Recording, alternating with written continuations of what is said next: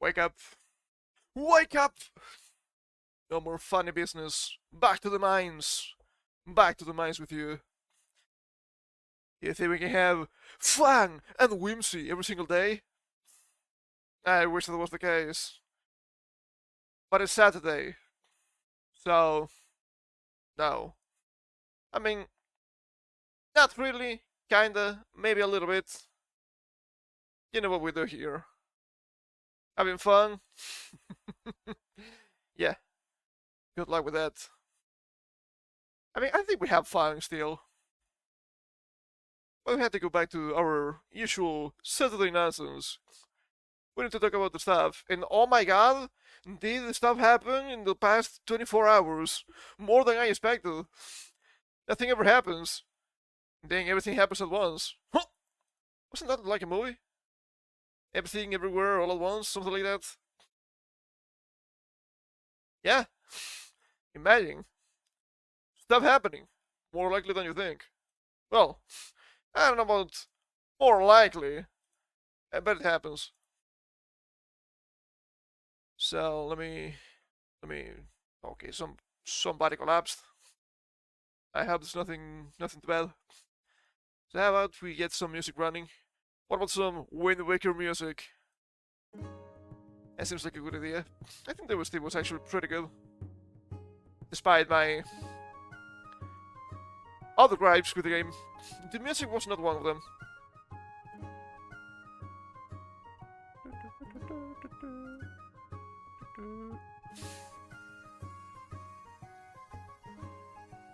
Okay, is everything running properly here? I think so. So let's just jump into it, I guess. Jump on it, jump on it, jump on it. I will be monitoring nonetheless. It's finally 2026. Surely we won't see literally the same stuff happening over and over again. Yeah, sure thing. It's kind of funny because we have a bunch of juxtaposition today with different stuff. And that's somewhat interesting, I feel. Okay, I'm still looking here at stuff.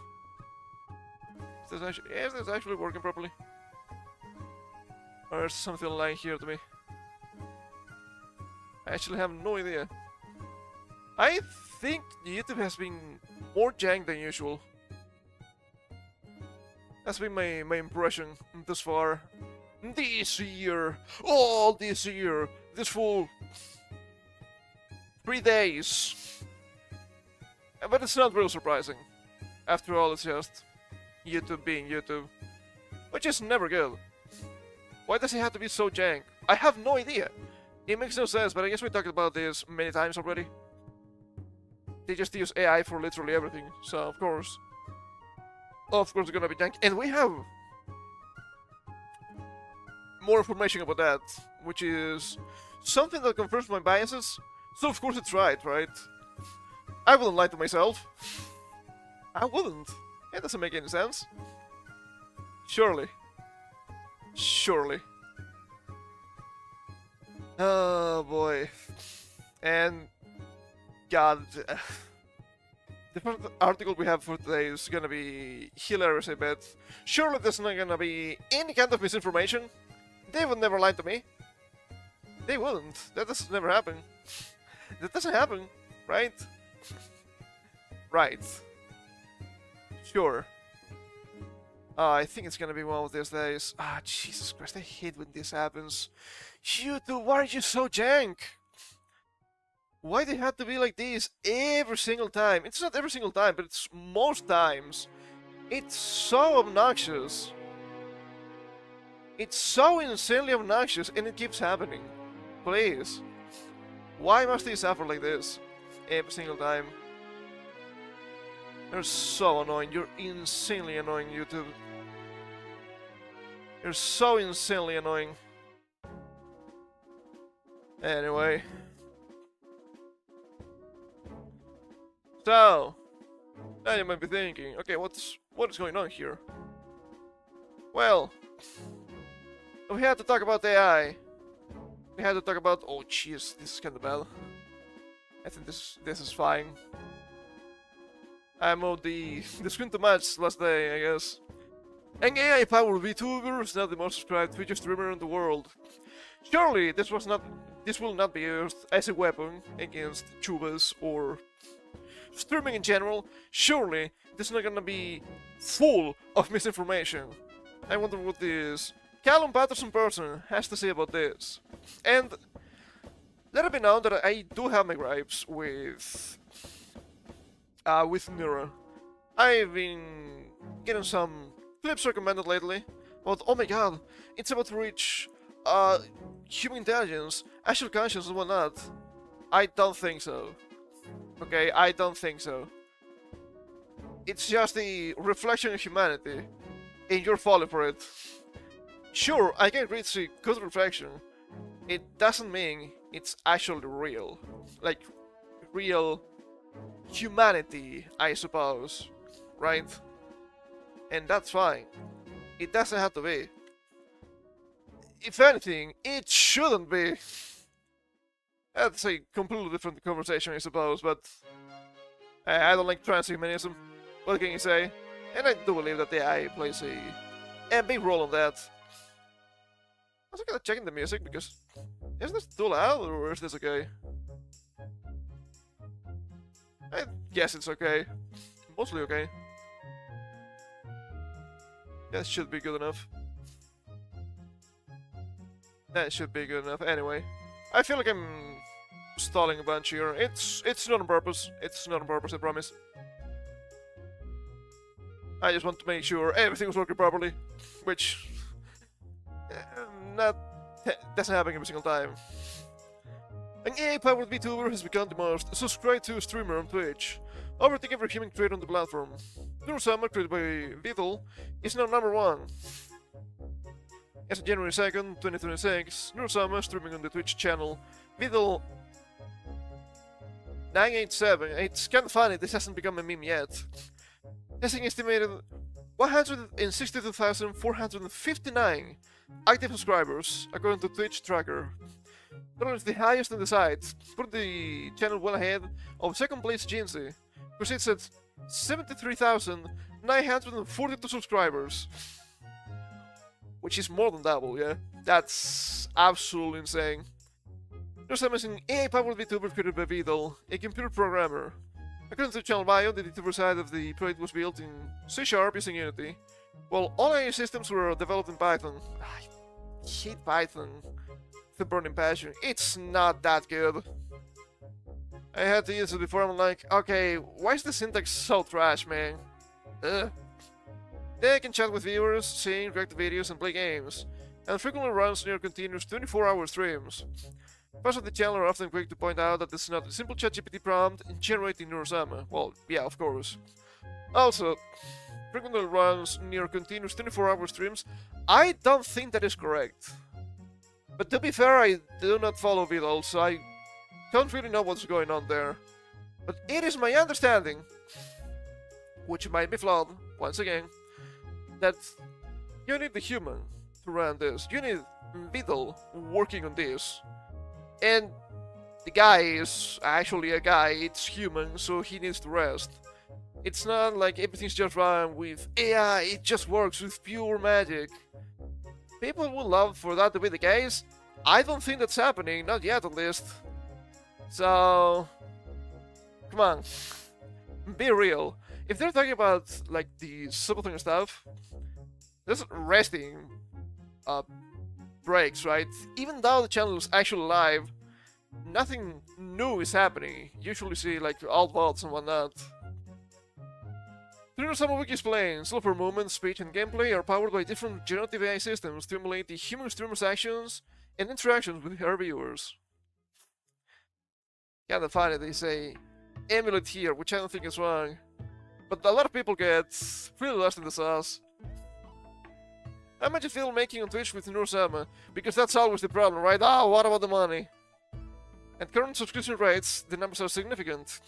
If a subscription is valued at $5, which is not correct, because you have different prices for different countries, I believe. If certain standard revenue split applies, this channel will be generating more than 400,000 USD per month from subscriptions alone. A lot of people will take a problem with this. I don't really care. But people will be like, it's just the highest lava making a lot of money. I mean, sure, it's AI, but it's nothing more than a streamer prop. Sure, it's really complex streamer prop, but a prop nonetheless. That figure doesn't include ad revenue, bits, donations, or sponsorships. Nathan reacted on stream after learning he had been overtaken by the AI vtuber, expressing surprise at both the scale and speed of Neurosummer's rise. I mean, she's been around for quite some time, I think, right? It's been getting better. I remember the karaoke clips, at least in the beginning. That was giga jank. It was kinda funny, but it was giga jank. We had to be fair, we had to be real.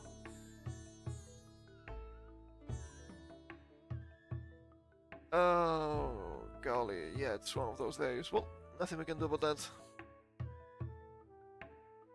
Nothing we can do about that.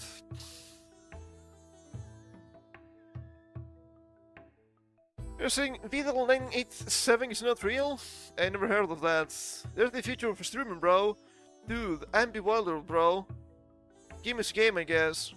158,000 gifted subscriptions to artificial intelligence VTuber to non-stop 24/7 streams, he said. Okay. You can speak and actually say things. First of all. What a bunch of lies. Sure, this guy is a giga normie, so he doesn't know. But Vidal is real. Vidal is a guy. Isn't he like a British guy living in Japan nowadays? I'm not quite sure how that works. He's a guy. He's working on AI. His own AI. But that doesn't mean that it's 24/7 streams. That doesn't make any sense.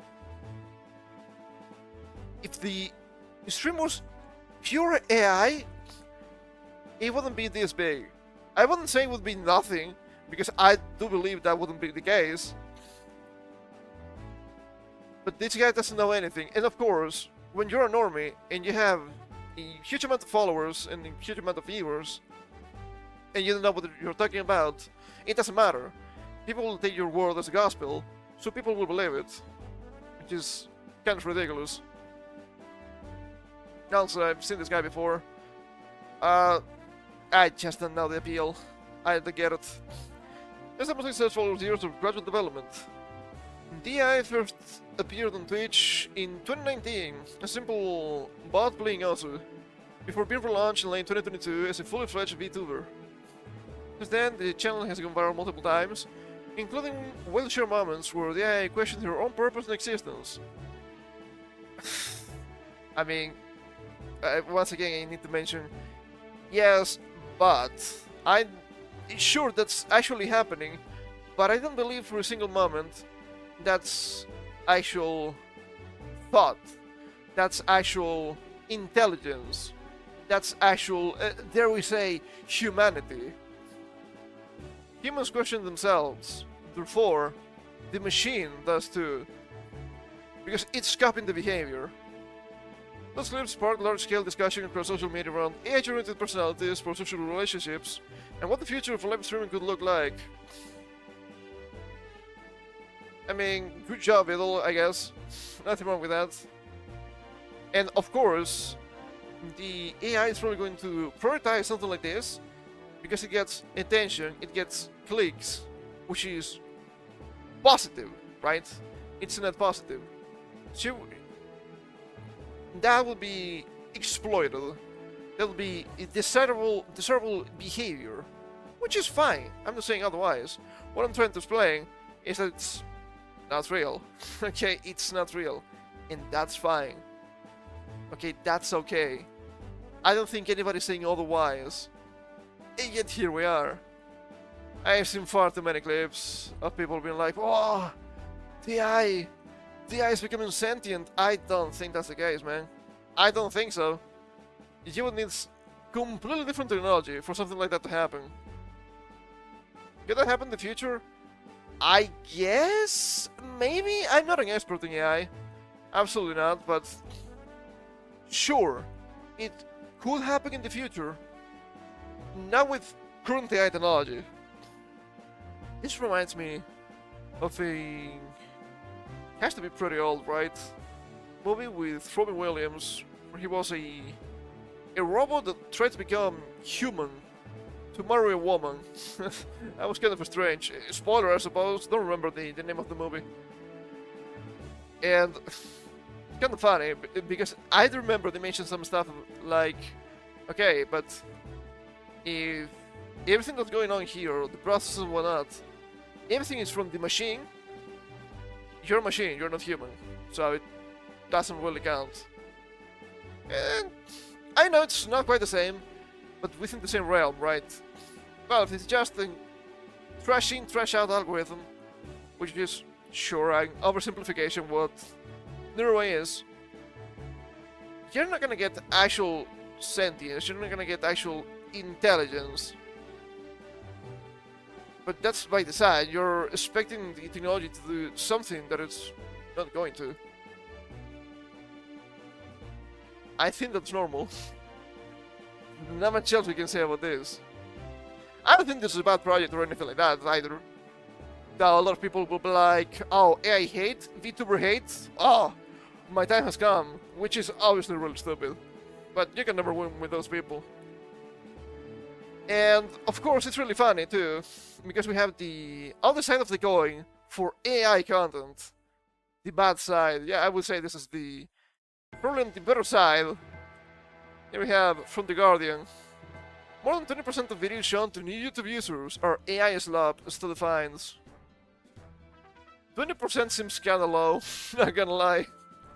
Low quality AI generated content is now saturated in social media and generating about $117 million a year, video shows.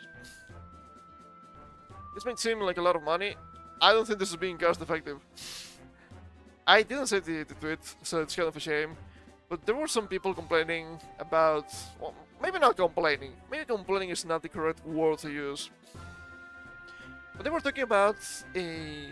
like, some sort of YouTube user with barely any subs uploading a huge amount of AI-generated content daily. I was like, okay, but in a span of, what, half a year? We're talking about, like, six... was it 6? Or was it 600? I'm not sure. Terabytes of pure trash. Sure, that's good for the site. Sure, that's good for the YouTubers. Lol. More than 20% of the videos that YouTube's algorithm shows to new users are AI slop. Low quality AI generated content designed to farm viewers, research has found. That's the main problem of social media. Everything is just to generate clicks. The quality, it doesn't really matter. That's never been the point. Which is kind of depressing. And how do we fix that? Can you fix it? Can you really fix it? I have no idea. The video editing company Capwing surveyed 15,000 of the world's most popular YouTube channels, the top 100 in every country, and found that 278 of them contain only AI slop. Kind of disgusting. They managed to get into the top 100. Absolutely not a big fan of that. But I guess I shouldn't be surprised. Hold up. There we go. This will teach you that a lot of people are just cattle, which is pretty sad. Together, these AI slop channels have amassed more than 63 billion, with a B, views, and 221 million subscribers, generating about 170 million, that's like 90 million pounds, who cares, in revenue each year, according to estimates. The researchers also made a new YouTube account and found out that 104 of the first 500 videos recommended to the trade were AI slop. 1/3 of the 500 videos were brain rot, a category that includes AI slop and other low-quality content made to monetize attention. To be fair, I do believe that brain rot predates AI. I'm not saying it's good. Panther, a snapshot of a rapidly expanding industry that is saturating the big social media platforms, from X to Meta to YouTube, and defining a new era of content, decontextualized, addictive, and international. International, sure, it's nothing new. Decontextualized, sure, it's not necessarily new. Addictive, I don't see how. It's not even funny. A guiding analysis this year found that nearly 10% of YouTube's fastest growing channels were AI slop, racking up millions of views, despite the platform's efforts to curb inauthentic content. Okay. They say, despite, right? The platform's efforts to curb inauthentic content. I don't think that's real. I don't think that's actually happening. Why do I know this? Because it's YouTube. They're famous liars. It shouldn't be surprising when they are lying to us constantly. I don't think these efforts really amount to anything. At the end of the day, I do believe they're actually trying to push for AI. Because one of the main problems for YouTube nowadays is YouTubers. Because they will not kowtow to the new rules. It's a big problem when you just want to sell your platform as an ad machine and people will keep saying stuff that's not ad safe. Therefore, YouTubers must be destroyed. Only AI will reign, because you can rein in the AI. Channels found by Capwing are globally distributed and globally watched. They have millions of subscribers. What's going on with Spain lately? We keep reading stuff about Spain. What's going on? In Spain, 20 million people, or nearly half the country's population, follow the trending AI channels. Maybe Spain must be destroyed too. AI channels have 18 million followers in Egypt, 14.5 million in the US, and 13.5 million in Brazil. Bandar Abnadast. Surely this is a normal name. The most viewed channel in the study is based in India, unsurprisingly, and now has 2.4 billion views. It features the adventures of an anthropomorphic rhesus monkey in a mystical character model of the Incredible Hulk who fights demons and travels in a helicopter made of tomatoes. Capcom estimated that the channel could make as much as 4.25 million USD. Its owner did not respond to a query from The Guardian. That assuming the owner is actually real, or the owner knows anything that's going on. Both can be true at the same time, and that's also kind of scary. I mean, it's always AI, but in this case, actually Indians. Rahini Lakshani? What a bunch of normal names here. A researcher in technology and digital rights said Bandar Abnadast's popularity most likely stems from its absurdity. Its hyper-masculine tropes. Hyper-masculine? Okay, sure. And the fact that it lacks a plot, which makes it accessible to new viewers. It's not accessibility. It's appeal to the lowest common denominator. So yes, by definition it's slop. Bought a Frenchie, based in Singapore, but I thought it was a Frenchie. What's going on? Has 2 billion views and appears to target children. Surely that's not a problem. I think the tracking is all messed up now. Why? Ugh, what happened? Hello? I may need to fix myself in a little bit. It chronicles the adventures of a French bulldog driven to Candy Forest, eating crystal sushi. Many of them set to a soundtrack of children's slaughter. This is like Cocomelon on asteroids. Capwing estimates it makes nearly 4 million a year. Quintus Fascinante based in the US. Is that Spanish? Also appears to target children with cartoon storylines. He has 6.65 million subscribers, making it the most subscribed channel in the study. Ugh, disgusting. Is the government wrong when they want to ban minors from social media? I don't know which one is worse. That's kind of rough here. Meanwhile, the AI world based in Pakistan. Okay, so Indians 2.0 contains age-generated shorts of catastrophic flooding in Pakistan, with terms like poor people, poor family, and flood kitchen. These videos are set to soundtrack called Relaxing Rain, Thunder and Lightning Ambience for Sleep. The channel itself has 1.3 billion views. It's hard to say sadly how significant these channels are compared with the vast sea of content already on YouTube. The platform doesn't release information on how many views it has yearly, or how many of these are from AI content. And they will never do something like that, because that's a big problem for them, which is really funny. Behind these uncanny scenes of candy forests and disasters is a semi-constructed, growing industry of people trying to find new ways to monetize the world's most powerful platforms using AI tools. No, well, yeah, kinda, but I don't think that's the main core of the matter. I think the main issue here is that a lot of people want to monetize nothing. If they could, they would monetize literal air, okay? It's people that want to make money for free. And, okay, I can get that, okay? I understand. Money, it's pretty useful. Getting that for free? That's really nice. I don't know, I'd rather just get into stock trading, okay? It actually represents something. It's not just an ephemeral value of the company. It's more than a tangible value of the company, if that makes any sense.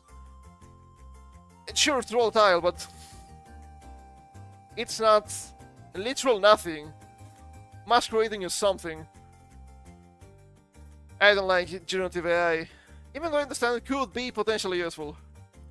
They're the biggest ones of people on Telegram, WhatsApp, Discord, and message boards, exchanging tips and ideas, and selling courses about how to sort of make a slab that will be engaging enough to earn money. And literally what they sell, but it's kind of funny, they also are selling courses, because of course. Pay me, so now you can make money for free. It's probably one of the most hilarious things we can say that's actually real. Then Max Ray, the journalist who has written extensively on AI slab. They have what they call niches. Niches? I always think this is a singular. One that I noticed recently is AI videos of people's pressure cookers floating on the stove. I mean, that can actually happen. It's extremely uncommon, but it's possible, I guess. Well, creators of AI slab are everywhere. Max Reed, right? Not Rel. Well, I wouldn't know. Reed said that many come from English-speaking countries with relatively strong internet connectivity, where the minimum wage is less than the amount they can make on YouTube. What do you mean by English-speaking countries? Kinda funny. Mostly sort of middle-income countries like Ukraine, lots and lots of people in India, Kenya, Nigeria, a fair number in Brazil. You see Vietnam too. But with relative freedom online to social media sites, he said. I said this before, somewhat jokingly, but I think that right now I was spot on. AI is just a bubble like NFTs. Because people living in countries with completely destroyed economies, or pretty scuffed economies at least, are using it to make money, because they can just monetize through USD. Kinda what happened with NFTs. Well, if I just create NFTs and sell them, or if I get into these really strange cryptos, because there was a lot of strange stuff with cryptocurrency too, I can sell that for more than I can get by a normal job in the country. That says more about their economy than the actual technology itself. I have to admit, not the biggest fan, that's for sure.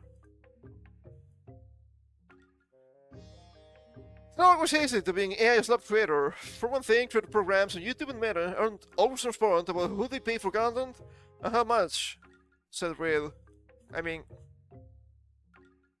YouTube has never been transparent, but that doesn't mean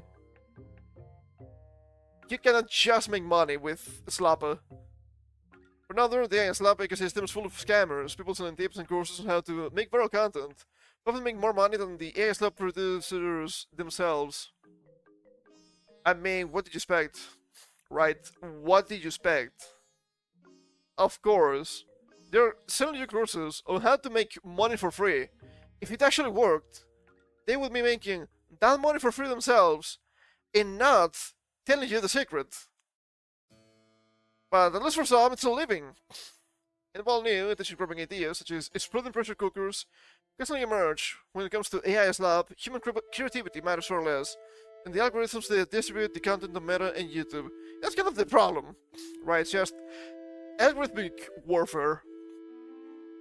Algorithms to create this lapa, algorithms to share this lapa. Not like any of them anyway. These websites are huge A/B testing machines just by their nature, said Reed. Almost anything that you can think of, you could already find on Facebook. So the question is, how do you find the things that are kind of doing well, and then how do you scale that? How do you make 10 of them? YouTube spokesperson said, generative AI is a tool. For tools. And like any tool, it can be used to make both high and low quality content. We're main focus on connecting our users with high quality content, regardless of how it was made. All content uploaded to YouTube must comply with our community guidelines. If we find that content violates the policy, we remove it. But that's the problem. That's the core of the issue. That's good for them, because AI is extremely sanitized anyway. Have you seen... Well, there are examples of both, I guess. Recently, we had the new... do we call it a meta, despite it being on Twitter? Of people saying, at Grok, put this woman into a bikini. And so on and so forth. People say, oh, this is illegal and shouldn't be allowed. I mean... Maybe people understand now why it's a big problem to put your information and images on the internet. Do you understand now why I value privacy? Yeah, that's one of the reasons. Only one of them. It was a kind of a big problem too, when apparently they were using that to... how to say this? To modify content that featured kids. Yes, little kids. I do believe that's illegal in several locations. I think Texas was one of them. I don't mind something like that being illegal, by the way. I think that's fine. But that's not different from deep fakes. That's not different from edits that have been around on the internet for literal decades. That's just really accessible. And you see that you need to tinker a lot with the AI to actually give you spies. And I'm also seeing, I mean, I do be doom scrolling Twitter sometimes. And I see people being like, okay, let us test rock for a little bit. Let's see how spicy it can get. And you try to, like, crack a couple of racist jokes. They're actually funny, it's not just racism for the sake of racism. Even though sometimes I understand why people fall into that. I mean, we were just talking about the scamming right now, right? And you have Grok being insanely sanitized. Being extremely Reddit. Do you think racism is all that funny? And I'm like, okay, well, why won't you shut up? I thought this was spicy. And you won't give me even the bare minimum of spies. Maybe Grok should also be destroyed. So with extremely sanitized AI, you will create extremely sanitized content. I mean, look at this. Nothing of value is created. But nothing of spice is created either. And that's music for YouTube. Not actual music, which is also a big part of the industry, which is kind of funny. But they can just produce a huge amount of content, extremely sanitized, and people, because most people are just insanely stupid, will click on it. So that's like a win-win-win situation for YouTube. Because they don't have to worry about ads. Well, of course we can run ads. It's sanitized AI's lab, so it works. And since it's AI, the content creators themselves, they just don't care. They will keep pumping a huge, insane amount of content, no matter what, instead of having to deal with actual humans. Oh, look at this. Somebody said a no-no word. It wasn't actually a no-no word, it was just the AI detecting something strange. Oh, were you getting a little bit funny? Were you speaking in Japanese? You know what I mean, right? Suddenly you're in big trouble. Having to deal with those people is so annoying. So how about we just get rid of them? I mean, sure, you can. But don't be surprised when YouTube stops being YouTube and it quickly becomes AI Tube. AI content, AI moderation, a bunch of Indians working on the company. It's only a matter of time. I said it's only a matter of time. I do believe it's already here. So if you want authentic content, where do you go to? Honestly, I don't know. People have been saying, Twitter, X, it's so good. I do remember, it's 3 months. Was it a year already? I don't think it's been so much. But I do remember Asmongold went to talk to Elon about making the site great for streaming. I do believe that X has a lot of potential, despite the strange ideas Elon had in the beginning of it being the everything app. It's not going to work. At the end of the day, it's not gonna work. You can really transform it into a way better social media. It has more stuff, right? Sure, it's just about doom scrolling. It's about, or it was, short posts. Even though if you have premium nowadays, you can write like a 5,000 character dissertation if you want to. That's too much. People be yapping. But you could add some stuff to make it reasonable for videos and live streams too. Not just the slap the live stream on top of a tweet.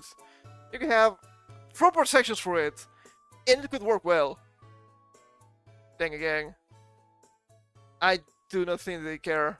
They're too worried about the Gronk and whatnot. It's kind of bad. Some people say Rumble. I don't know anything about Rumble. Is it good? I hope so. We need alternatives, man. I think some people are trying to push for Rumble, and I think they're actually getting decent money from it. So it's not really a fools around. But speaking of fools around,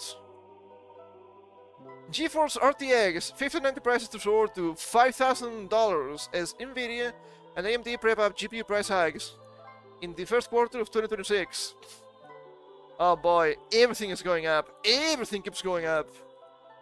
What an absolute disaster. Thanks AI, very cool. And people will tell you, but it's not AI that you hate. AI is not the problem. Sure, I agree, AI is not the problem. The problem is always the same. Humanity. But we cannot fix humans like that, right? I mean, we can, kinda, a little bit.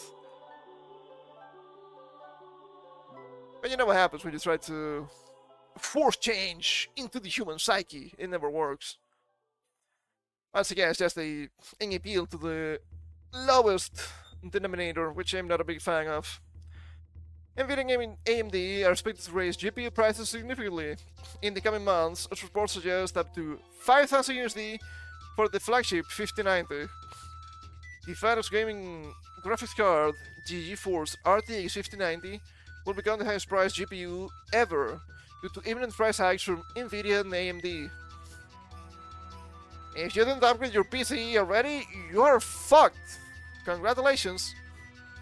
We have covered reports that AMD and Nvidia are planning to raise GPU prices in the coming months. I think it's been happening for quite a while. There's already a hint of this price hikes for Q1 2026, which will further disrupt the DIY gaming PC segment. And looks like the pricing structure across a broader spectrum of consumer GPUs is going to get messier. I mean, not just DIY gaming PC, but anything that uses these components.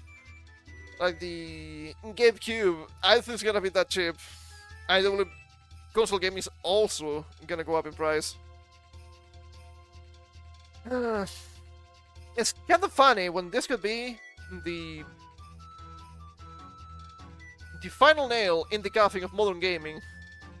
Not Slappa, not bad games, not Grill, but AI. So I guess kinda Slappa, kinda Grill, but in a different way, not from the game companies. According to the Korean tech outlet Newses, to cite industry sources, it is once again reported that this rise in DRAM prices will lead to higher prices for not just consumer GPUs, but also data center GPUs by Nvidia and AMD. Those data suggest that AMD is preparing a price increase as early as January 2026, which aligns with previous reports, while Nvidia is planning a price hike by February 2026. Instead of speaking, it never stopped. It's Chinese, not Korean, but sure. And the price increase will probably affect the current gen lineups, such as Nvidia's RTX 50 Blackwell, AMD's Radeon RX 9000, RDNA 4 series. The price increase will come in gradual steps, starting January-February 2026, and continue to see increments every passing month. Investing in gold? No. Invest in GPUs. My GPU price falls below MSRP in recent months, but these were mostly in part thanks to holiday deals. In the coming months, Nvidia's flagship GPU, the GeForce RTX 5090, is expected to see a major price increase, shooting up to 5,000 USD, right? You're not putting the D because you have the dollar sign, I suppose. The GPU initially launched at 2,000 USD, so that makes it a 2.5 times increase versus the official MSRP. Usually this stuff goes down in price, it's going up, which is extremely uncommon, and the grim sign of things to come. Quoting an industry insider regarding memory prices, it stated that GPU manufacturing costs have exceeded by 80% from the memory portion alone. We should also state that the recent influx of reports stating that Nvidia is getting down to manufacturing 5060 Ti and 5070 GPUs. Pretty sure those were more affordable, so they're just going all in the money. I also have this image here, and I don't really know what they mean with 3400 AI tabs. What does AI mean here? Cycles? Generations? I have no clue. I think that's an actual measure. Cool. Well, that isn't entirely true. The fact is that the production of the chips used by these GPUs remains normal, and so does the supply. The only thing that is happening is that a lot of the supply is now being bought up by customized AI factories in Asian markets who are repurposing consumer GPUs for AI-associated markets. A large number of third-party sellers who are selling thousands of custom-styled 5060 Ti, 5070, 5070 Ti, and 5080 GPUs. This has been happening for some time now. Isn't this just like scalping at the end of the day? Always a big problem. Doesn't matter what you do. Doesn't stop there.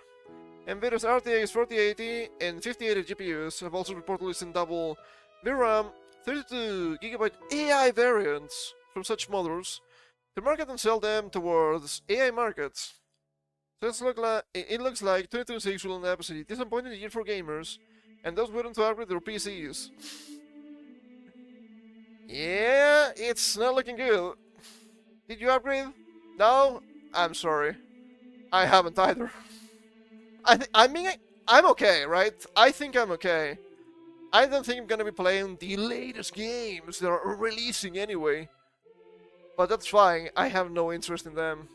I've seen some of the stuff that's coming out, I'm not impressed. Some people have been saying, oh, look at those games! Look at 2026! It's gonna be so good! And I'm like, I don't see any game here that seems interesting to me. Including GTA 6. I'm not into GTA, I'm sorry. So I guess I'm fine, for now. I guess retro gaming is the way to go, baby. So it's kind of funny, I was seeing a couple of tweets, didn't save them, of the second-hand market for the Nintendo 3DS getting kinda expensive too.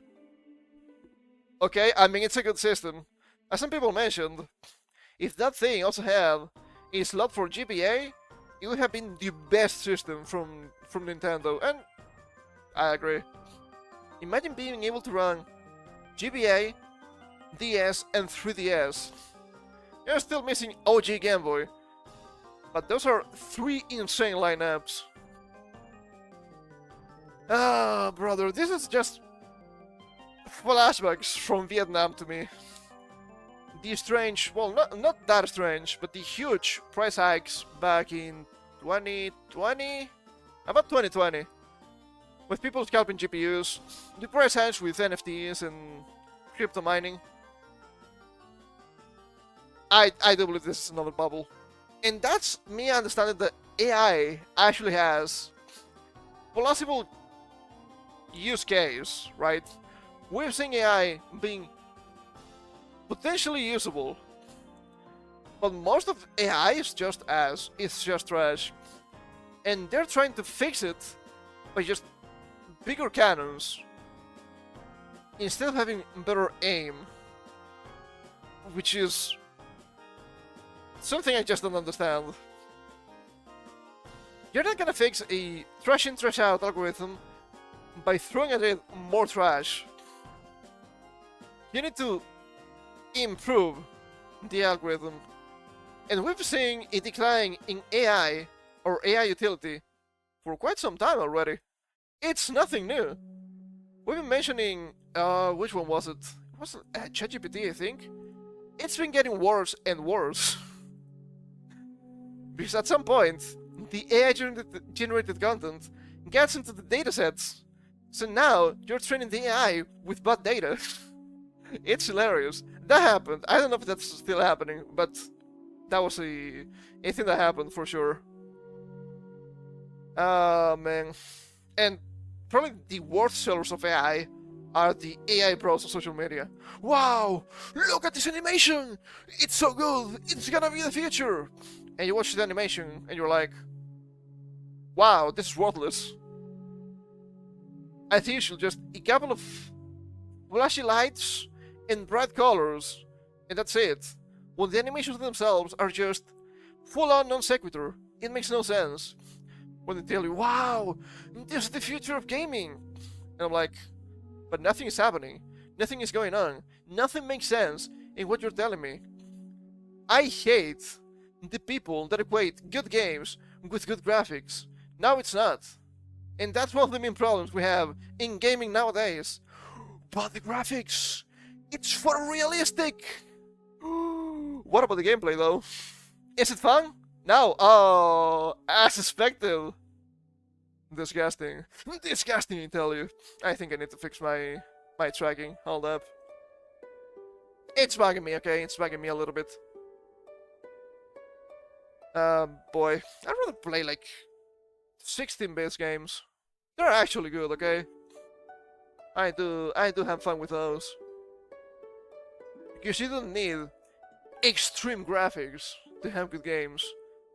Because the games are not about the graphics.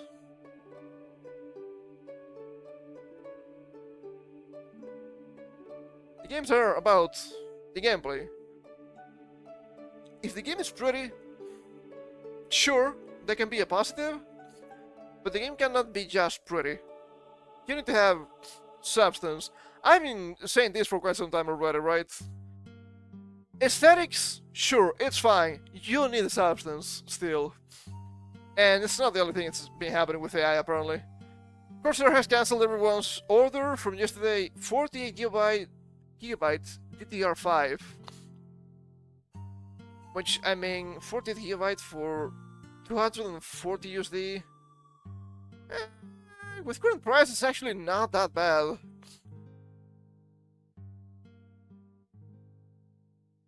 But it's been cancelled. Apparently it's because of an internal error, which, okay. That's fine, I suppose. Pricing error. That seems a little bit suspicious, especially with everything that's been going on with the price hikes. But I guess I can't believe it. I guess it can be an honest mistake. Is it really the case? I actually don't know. But they have some plausible deniability here. kind of rough, man. It's kind of rough. You want to get the good deals, and they tell you, you know what? Maybe the good deal was a mistake. Brother, what are we doing here? It's kind of bad. It's kind of bad. I think I'm gonna be running with still my 16 gigabyte. It should be good enough, right? We can emulate almost everything that we need to do. So, it's probably okay. And speaking of AI Slab, I also got this article which I find to be hilarious. Microsoft CEO wants people to stop calling AI Slab. Microsoft CEO Satya Nadella has taken up a spot of blogging to share his thoughts on advances in technology, specifically around AI. Is this the most Indian post of all year? Well, it's only been 3 days. Thus far, yeah, probably. This is obviously hilarious, because we've seen Microsoft's AI Copilot being an absolute disaster. An absolute shit show. It doesn't have a better name. And of course this guy will tell you, you cannot call it AI Slab. That's so offensive, or whatever this guy says. When he's the CEO of the company, trying to sell you said AI Slab. So you will have to forgive me if I just don't care, Margaret. An e-blog post posted to his new website named SNL Esseng Scratchpad. Nadella remarks that 2026 will be a pivotal year for AI. Keep saying that every single year. It will happen at some point. Noting, yes, another one, another one, another one, another one, another one. Welcome back to Jake Khalid. But this moment feels different in a few notable ways. Does it? I mean, sure, I think it feels different, but not for the better. Maybe that's why we're in opposite sides. According to Nadella, we have moved past the initial phase of discovery and are entering a phase of widespread diffusion. We are beginning to distinguish between spectacle and substance. Lamau. No, you don't. We now have a clear sense of where the tech is headed, but also the harder and more important question of how to shape its impact on the world.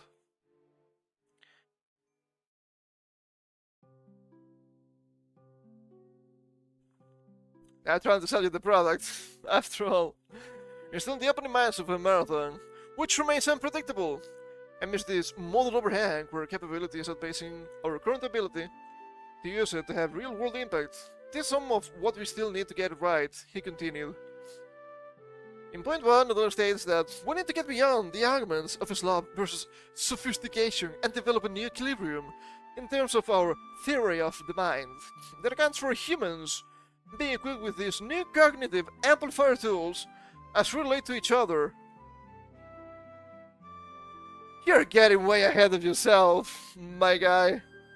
Your technology is not this good, okay? You're trying to say, AI is the future. Finally, an actual interface between the humans and the machines. AGI, I think they call it. Some sort of singularity, perhaps. Have you seen Windows 11? Have you seen Copilot? It doesn't work. It's not that it's not working properly, which is also true. It's just not working. Have you seen the amount of RAM you need to run the basic notepad? Everything just hangs on Windows 11 because everything is AI. Just sending requests to a remote API, okay? Your OS is lagging by design. What are you saying here? And even if we have AI this powerful, I wouldn't trust Microsoft with it. It is that bad. Theory of the mind. You keep saying things, but you don't understand the meaning. Sophistication, I have yet to say it.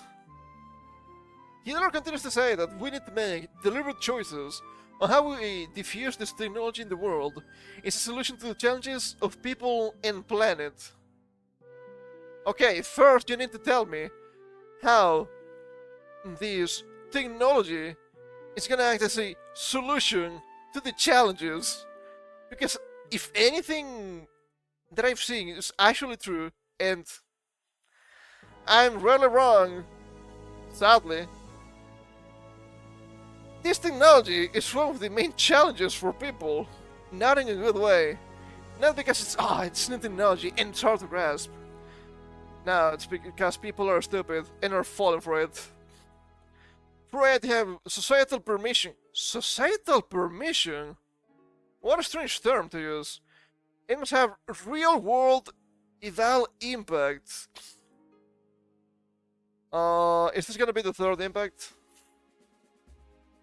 Not the biggest fan of Evangelion, that's for sure. The choices we make about where we apply our scarce energy, compute, and talent resources will matter. It's the socio-technical issue we need to build consensus around. I mean, once again, I understand people being perhaps wary of the technology, and perhaps you need to consider, sure, the potential limitations of it, which are many, because you have limited resources. Imagine that. We're living in a limited universe after all. Once again, first you need to show me the AI doing proper work for me to believe any of your propaganda. What about the cats? They're eating the AI cats and the AI dogs. I guess the AI dogs also come shocked by default. Well, true, it's also surprising to see the downfall in support of AI. After all, Microsoft has seen tens of thousands of layoffs in the past 36 months, as the company continues to invest in AI. Now it's when we show on a screen one of those images of every single Windows 11 snapshot being an absolute unusable mess. What do you mean you have problems with Notepad? What do you mean people can get hacked through Copilot? So on and so forth. Surely that was a good idea. Surely that was a good change.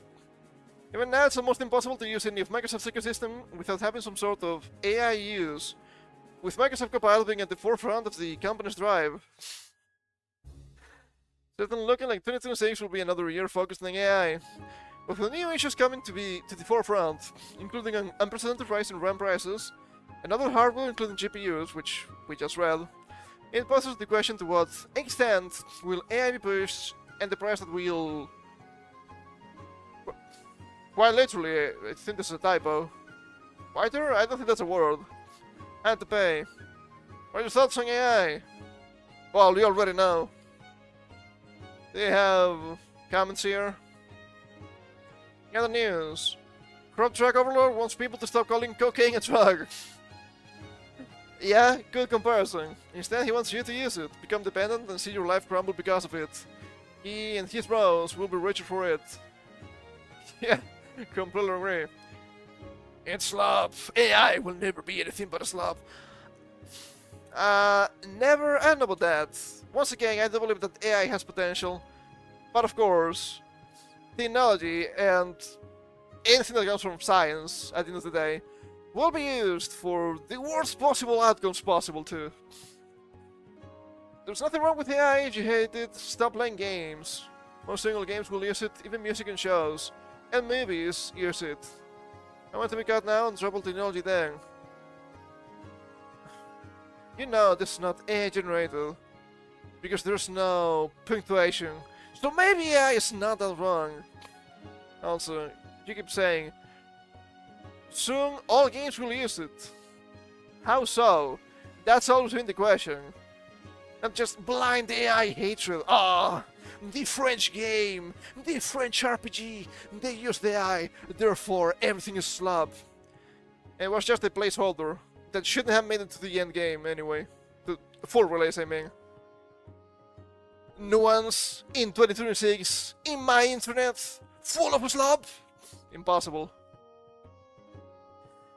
But I guess that sometimes AI could be a net positive for everybody.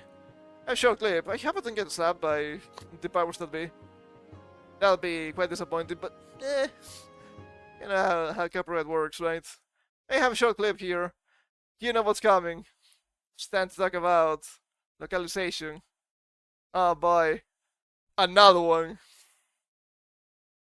So here we have, seeing where the anime girls literally say, Merry Christmas.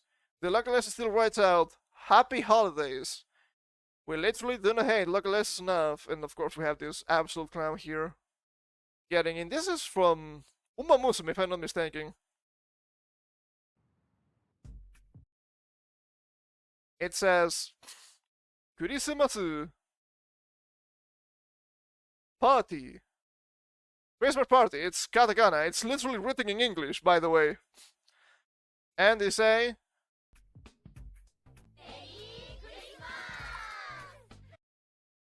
Merry Christmas! Yay! Kanpai! Now, it's happy holidays for you now. You will enjoy the holidays. Happy holidays! Well, not quite. And of course you have these people here. Oh, why would they hit localize for something so fucking minor? Poor choice of words. This is your best example? If it's so minor, why change it? That's the problem. It's not happening. But when it's happening, who cares? Well, I do care. Why would you mistranslate something? It makes no sense to me. And people will say, if you want the original version, just learn Japanese. Well, sure. Then again, why do you have localizers that want to be actual writers, right? That's always been the main problem. I'm asking people to do their job. Sure, I understand. If I want something to be well done, I have to do it myself. But I'm also beholden to entropy, okay? I have limited time in this universe. I can learn every possible skill, and even if I did, I don't have all the time in the world to make everything that I will need. I wish that was the case, but it isn't. So you have to prioritize. That's why you have jobs. Well, not everybody knows how to make a sword, so you have a blacksmith. Well, not everybody knows how to properly get food. Well, that's why you get hunters and fishermen and farmers, so on and so forth. Not everybody knows how to cook food. That's why you have cooks and chefs. Not everybody knows how to make a house. That's why you have engineers. Yes, we're going to ignore the architects for a little bit. Maybe they deserve it after all. Did I love this? Oh, I did. It was just a little bit slow. That's why you have jobs. We're only asking of people to properly do their jobs. It shouldn't be too much, but it is. And I've noticed that this happens, especially, not only, but it's mostly from monolingual English speakers, which is hilarious. But the Japanese language is so strange.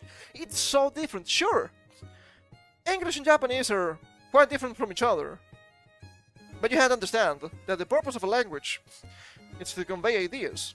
If you can convey an idea in English, you can convey the same idea in Japanese, and vice versa, of course. It's just about communication. If you're telling me you're unable to properly convey the same ideas the Japanese people do in their own language, that says a lot about you, not about Japan. And I know I've said this many times before, but I do be speaking several languages, okay? And it's kind of funny when I watch TV and sometimes I hear something strange. I'm like, hold up, what is going on here? Does this make sense? And sure, I usually need to reverse engineer what the original said. It's usually in English, it's not that difficult. And I'm like, oh, so that's probably the original. And oftentimes I'm like, yeah, okay, sure, I can see it. It's not bad. It's a reasonable translation, not a big deal. Sometimes also happen the case of, oh, you completely destroyed the joke. And sure, it may have been in joke, you cannot translate 100%. but you translated the joke like 10%, but it could have been done like 50%. There are like different levels, different grades that you can go with translation sometimes. So of course it can be done, and even here in this corner of the map, when I was a kid, we also got anime, right? I also had a tweet about that, which I can also bring up because I think it's kind of topical. And I'm not gonna say the translations were flawless, but with age I came to realize they were actually pretty decent. So, what? Are Americans too dumb to translate from Japanese? No, it's not because they're dumb. It's because most of these new age localizers, they have either an agenda to push, which we've also seen many times before, because in this case some people are saying, oh, but some people do not celebrate Christmas, so happy holidays is fair. Yeah, but this is Japan, and they do celebrate Christmas in Japan. How do we know? Because the characters literally said Merry Christmas, because they had Christmas party written right there. It's just right there. We can go back a little bit. Well, we're gonna get everything in the shot, but we can go back a little bit, and we can get the important part. Christmas party. Christmas party, it's right there. It's not about some people do not celebrate. I don't care about other people. I care about what's going on here. If they say, I don't know, Happy Hanukkah, you wouldn't say Happy Holidays. They were literally saying Happy Hanukkah, I don't care. And most people do not celebrate Hanukkah because most people are not Jewish. And that's fine. It's not about what you think this scene should be about. It's what it actually is. And that's the core. Because they changed the scenes based on two metrics. First, as I said, they have an agenda to push. And second, which I find somewhat as insidious, they are failed writers, they are failed authors, so they have to latch themselves to actual works and modify them to have some sort of, but see, I can also write, it's also a creative endeavor. No, it's not. No, it's not. I do agree that you have to be creative sometimes with the translation, but you cannot build on top. You're supposed to be a vehicle for the message from the author to reach other audiences that don't speak that same language. If it can be done in every single other translation, why is Japanese to English oh so special? No, it's not. No, it's not. So I guess we can also bring out the other tweet. I didn't plan on it, but I'm gonna shield myself a little bit too, okay?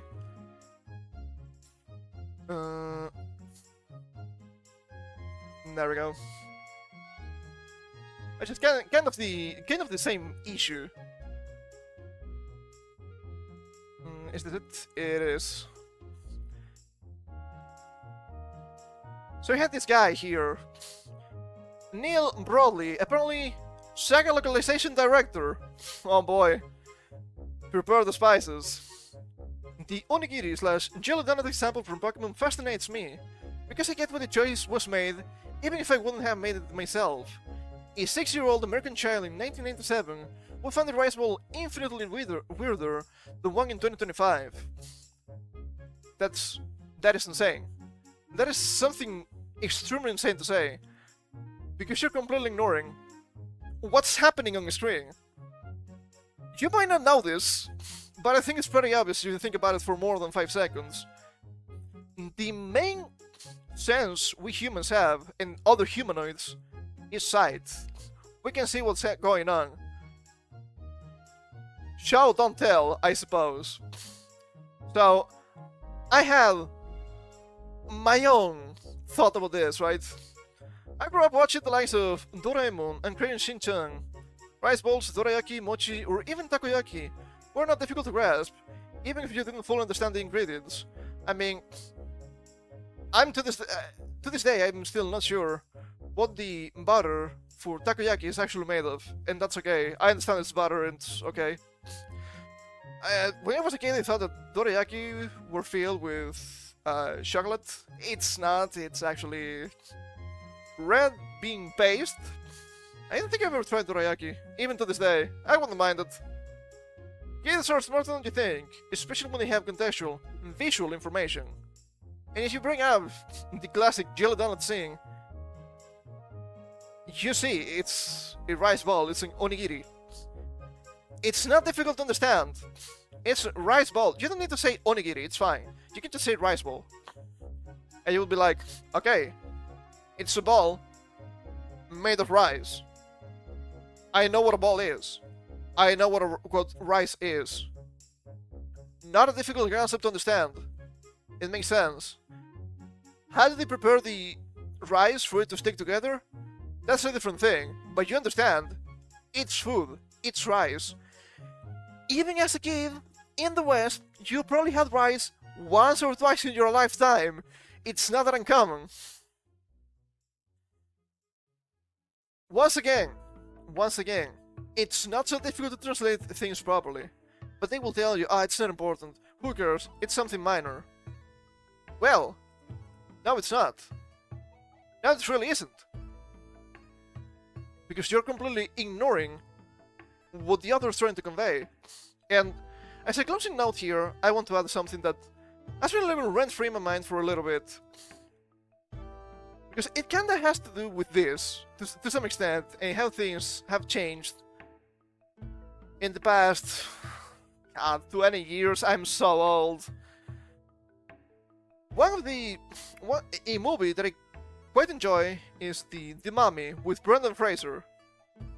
And the first movie, there's this scene, right? It's about the middle to the end at some point, where the main characters get confronted by the mummy itself, Imhotep, and the mummy is speaking some sort of Egyptian language, right? Doesn't speak like English or whatever you're watching the movie.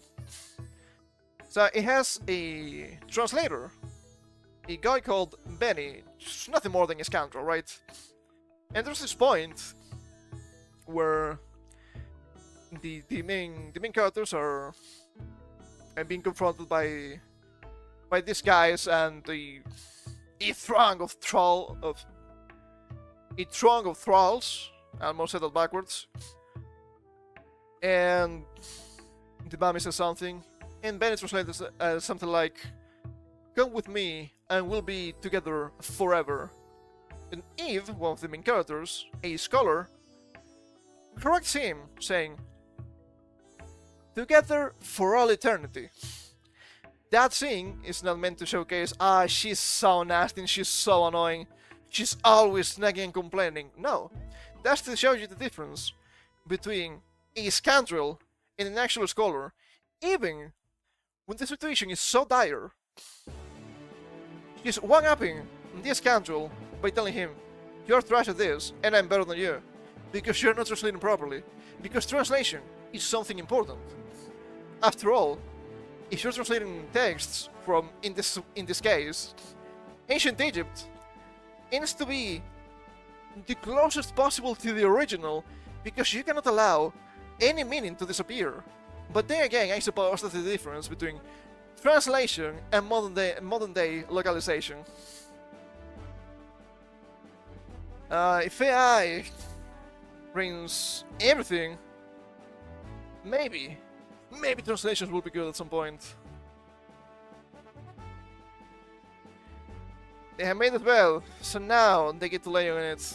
Speaking of translations, I guess, and this is kind of strange. A little bit unexpected, and I do believe this is gonna be also censored. Apparently the Run series coming to Steam.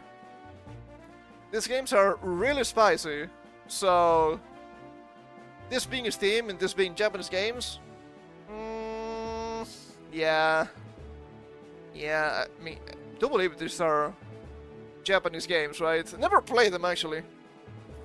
Yeah, I'm gonna assume it's gonna be censored, which kind of fits the point. Publisher Kogura Games has announced, and they're bringing the Run series to popular PC platform Steam. Kogura Games is bringing the entire catalog of Run's games to Steam via a new partnership with Alisoft and Manga Gamer, the latter of which originally translated the games for Western audiences. Oh yeah, I was right all along. It's unclear how much content will be got from the games to get them approved for Steam release. Considering trans has been associated with its adult content, extremely spicy. Manga Gamer originally translated and released the games uncensored with their official websites. So we have 1 and 2, 3, 9, 10, Quest Magnum, 4, okay, is this in order? And Single Trans. Let's run down the first 3 games. Do we have to? I guess it's okay, right? I guess it's okay. We don't want to get too spicy. Not in this kind of spice, at least. But yeah, it's probably getting censored, and why? Right? Why? Can't we stop having censored stuff for 5 fucking minutes? No, we cannot. If it's gonna be censored, why does it have to be on Steam? And it's always extremely hilarious to me, in a really bad way, because they keep adding extremely graphic games to Steam anyway. And since it's not anime, it doesn't matter. Or it matters less, at least. And I guess this is the only connection here for the next stuff is just about wanking. Speaking of wankers, I suppose. What about friends? Oh, what about friends? Oh, from France to France. That doesn't make sense. France reveals plans to ban under 15s from all social media. I mean, it's part for the course, but France plans to ban children under the age of 15 from using social media, with President Emmanuel Macron backing new restrictions set to take effect from September 2026. According to reports from Le Monde, the French government is preparing draft legislation that will block under 15s from accessing social media platforms and extend existing mobile phone bans to high schools. I mean, sure, you shouldn't be using your phone during school time anyway. It was actually banned in every single school it was enrolled in when I was younger. So, what happened? What happened? I mean, maybe things were different in France, I wouldn't know. The move reflects growing concern in France over the impact of social media on young people, particularly around violence and online harms. Macron has repeatedly argued that social platforms play a role in encouraging violent behavior among minors. Mobile phones have been banned in French primary and middle schools since 2018. Since 2018? How slow can you be? The reported changes will expand that policy to high schools, affecting students aged 15 to 18. In France, education system middle schools cover pupils aged 11 to 15. I guess that makes sense. I don't know about France, necessarily. But social media is not a new concept, right? Social media has been around for a little bit.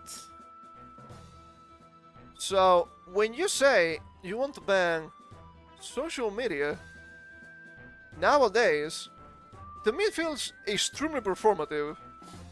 Because back in my day, oh, how old can you be?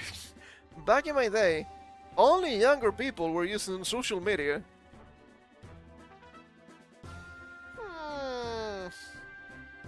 I don't know, man, I don't know. It's kinda weird. The government is expected to submit the proposed legislation for legal checks in early January, according to French media. Macron did not directly reference the plans during his New Year's Eve address, but that France must protect our children and teenagers from social media experience. Okay, can we protect them from the government? Yeah, that'll be good. That'll be really good. The LC Palace and the Prime Minister's office declined to comment on the reports, Reuters said. Of course. France already attempted to regulate minors' access to social platforms. In 2023, law required parental consent for children under 15 to create social media accounts. Shouldn't be law, in my opinion. It shouldn't be law. Because when you think about it, it's so easy to bypass. Having a law is just extremely performative. You wouldn't download a car, would you? No! I will never! Keep telling yourself that. Margot has also pushed for action at the European level. In June, following a fatal school stabbing in eastern France, he said he will seek European Union-wide rules banning social media access for under 15s. What the hell? Following a fatal school stabbing in eastern France, he said he would seek European Union-wide rules banning social media access for under 15s. What is this non sequitur? Okay, we're about to finish this. I wanted to look up this happening. I have my suspicions, and it probably has nothing to do with social media. In November, the European Parliament urged the EU to consider minimum age limits to address rising mental health concerns among adolescents, although age restrictions remain a national decision. Until they tell you, no, it's not national anymore. Also, mental health... It's not because of social media, it's because kids nowadays are really stupid and they believe anything. Once again, this is a parenting issue. Wow, how many times they had to say it? All of them. The French president has really pointed to Australia, which introduced a ban on under 16s as a major social media platforms in December. Okay. June. Eastern France. June 2025. Eastern France stabbing. Le Monde! Okay. Teaching assistant fatal stabbed by a pupil outside the school in Eastern France.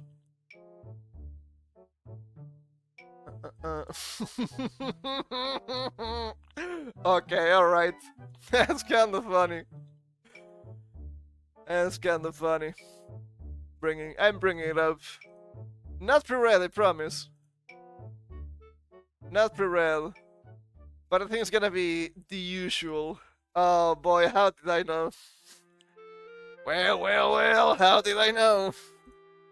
Because every single time it's the same? Probably. Yeah, we're gonna skim a little bit because this is kinda long. Despite saying it's a 1 minute trail. President Emmanuel Macron denounced the senseless wave of violence after the attack, which took place at the school in Nogent? And again, right, it's French. I don't think we can call them that anymore. The suspect was arrested. Okay, let's see. A teaching assistant died after she was stabbed by a 14-year-old pupil outside the school in Eastern France on Tuesday, June 10th. The secondary school student was arrested after attacking the 31-year-old assistant with a knife during back searching again, the official said. Teaching assistant received several knife wounds just as classes were starting, and the alleged attacker, who did not have a criminal record, and was reported by gendarmes, appears to be a student at the school, and the teaching official said. President Emmanuel Macron says this wave of violence. I think we're missing a verb. It is not machine translation, that's why I'm a little bit baffled. While protecting our children, a teaching assistant lost her life, the victim of a senseless wave of violence, Macron wrote on Twitter, commenting on the latest in a spate of such incidents at French schools. The nation is in mourning and the government is mobilized to reduce crime, he added. France has been shocked by attacks on teachers and pupils by other school children amidst a general rise in youth crime. The youth! Youth could be here. In April, the student killed a girl and wounded several other pupils in a stabbing spree in the western city of Nantes. Or Nantes, I'm not quite sure how you're meant to say this. I don't remember anything from French classes. It's been so long. Reports of bladed weapons in the school have jumped by 15% in the last year. According to government figures released in February, the Education Ministry said 6,000 checks in a school resulted in the seizure of 186 knives between March 26th and May 23rd. Very well integrated, that's what made me laugh. Yes, a young man from a family where both parents work who does not present any particular difficulties. Education Minister Elizabeth Bourne said at the scene. According to the suspect, young people are shocked, Bourne said. They're also very shocked to see that one of their classmates could commit such a horrific act. And this classmate was very well integrated in the middle school. The victim, a former hairdresser who had been working at the school since September, was the mother of a young boy, said one of her cousins, Aurora. She was a very cheerful, very kind person. French lawmakers declared the Venezuelans in Parliament. Prime Minister Francois Bayrou said the tragedy showed the breakdown of the society in which we live. This is not just an isolated incident, he said. Ah, shit, I wonder why. I wonder who's at fault. These fucking people. The fucking audacity. He called for a trial of metal detectors in schools and for authorities to tighten regulations on knives by adding some that are not currently banned as weapons. Oh boy, oh boy, oh boy. Far-right leader, Marine Le Pen. Here's the stabbing attack to denounce the apathy of the authorities. French people have had enough and are waiting for a firm, uncompromising and determined political response to the scourge of youth violence. I bet she didn't say youth violence. She posted on Twitter. Radical left leader Jean-Luc Mélenchon said authorities must better look after the mental health of young people, especially boys. Whoa, you cannot see that ass. You didn't see anything? You did not. Okay, hold up.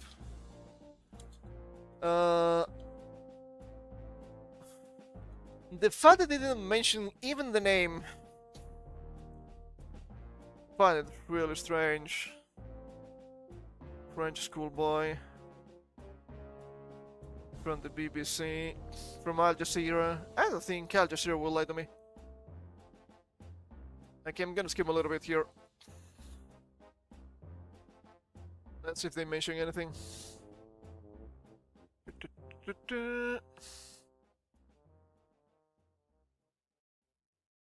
Okay, Quentin G. Okay. That name's not really evocative of anything, if I'm being real. Could be, could not be. Charged with the murder for abusing a position of authority.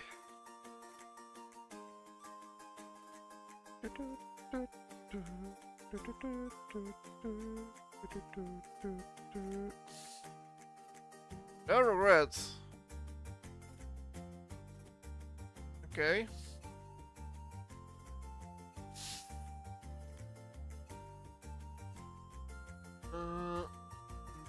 The suspect told the investigators there was perhaps a link with the fact that he was told off by a monitor on Friday, June 6th. He was kissing his girlfriend on school grounds, the Walla said, adding she was not the one killed. He stated that he had, as later the next day, Saturday, pulled over and planned to kill a monitor. The prosecutor added, he brought the largest knife in his home to, in his words, cause the most damage. The teenager did not appear to suffer from any mental disorder, but appeared detached and expressed no regret for the killing. Well, well, well.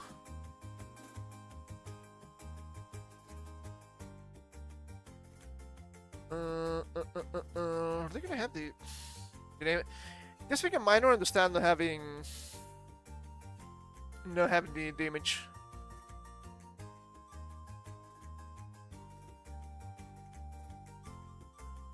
And you know exactly what I'm trying to find. It gets pretty obvious every single time something like this happens.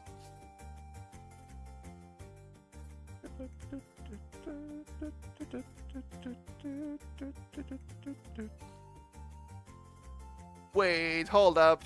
Is this the same one? One that is several wounded from stabbing Eastern France. Let's see. No, it's not the same stabbing. And this guy is this is from February. Yeah. It's actually a guy from Algeria.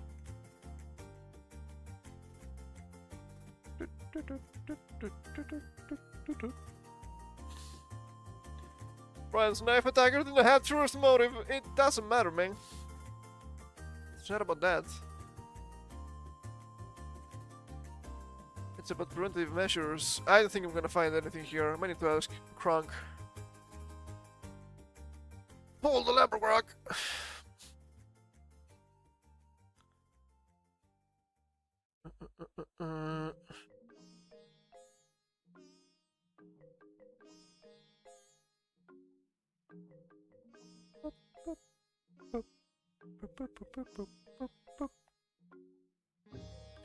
Yeah, I don't think I will find anything. Read more. That's 3 lines of text, come on. You're not giving me anything! You're not giving me anything, holy fuck. Okay. Let us ask Rock then. Tell me your secrets, Krunk. Tell me your secrets. So... it was June 9th? June 10th. Okay. Who was the murderer, I guess, that killed a teacher assistant in France in France back in June 9th or 10th? It was 10th, I think, right? Yeah, it was probably the 10th. 2025. Give me a full name and where he comes from. Yeah, now what's going on here? Let's see if this thing can get some stuff. He was identified as Quentin G. Now the details about his background, such as ethnicity or origin beyond being local/French, were well reported. Consistent with French privacy laws protecting minors.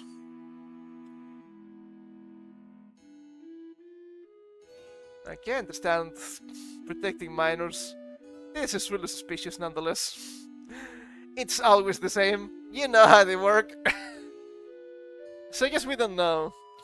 I mean, Quentin, is that a French name? I wouldn't know. I actually wouldn't know. Kinda fucked. Kinda fucked. But yeah, I mean, the article here mentioned some stuff about, the mental health concerns. It was not about mental health. By their own admission, it was not about mental health. So they're just using stabbings to push for more censorship, which is not that strange, and just annoyed that it keeps happening. It's really annoying. I'm sick of this. And it's gonna keep happening more and more. Because, whoops! This slipped. Breaking! His deputy PM, Simon Harris, has revealed that he will use Ireland holding the rotating EU presidency next year to push for banning anonymous social media profiles across the EU. He said he will also push for an Australian-type EU ban on social media access for kids. But I thought it was just elective, it was just country by country, not enforced for the EU. Well, it was not enforced yet, as usual. Also, banning anonymous social media profiles. What are you doing? Dare you criticize the government? No, that's not allowed. That will never be allowed. But it's kinda funny, right? Because it's the same people that will tell you, anybody that criticizes the EU government, it's either a MAGA American or a Russian bot. Well, it's done on purpose. When they do that, next time they can just get you and put your ass in jail. If you think that's not gonna happen, boy, I wish I was this hopeful, but I'm not. Oh boy. Hold up. Nose was a little bit stuffy. Oh boy, oh boy, oh boy. It keeps happening. It's happening. Hey! Happy New Year, 1984! It keeps happening.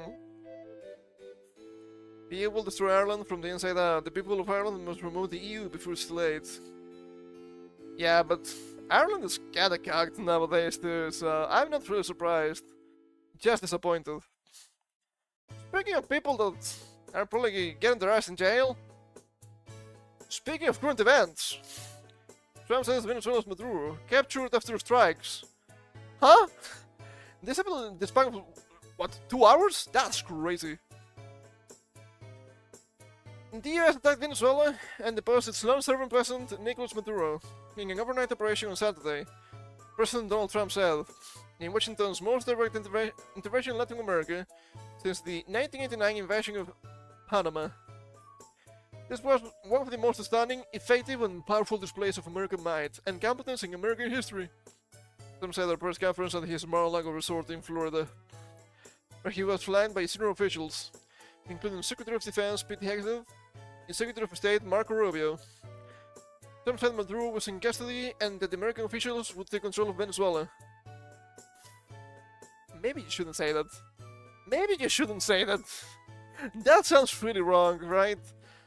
I can understand where he's coming from, but it sounds really bad.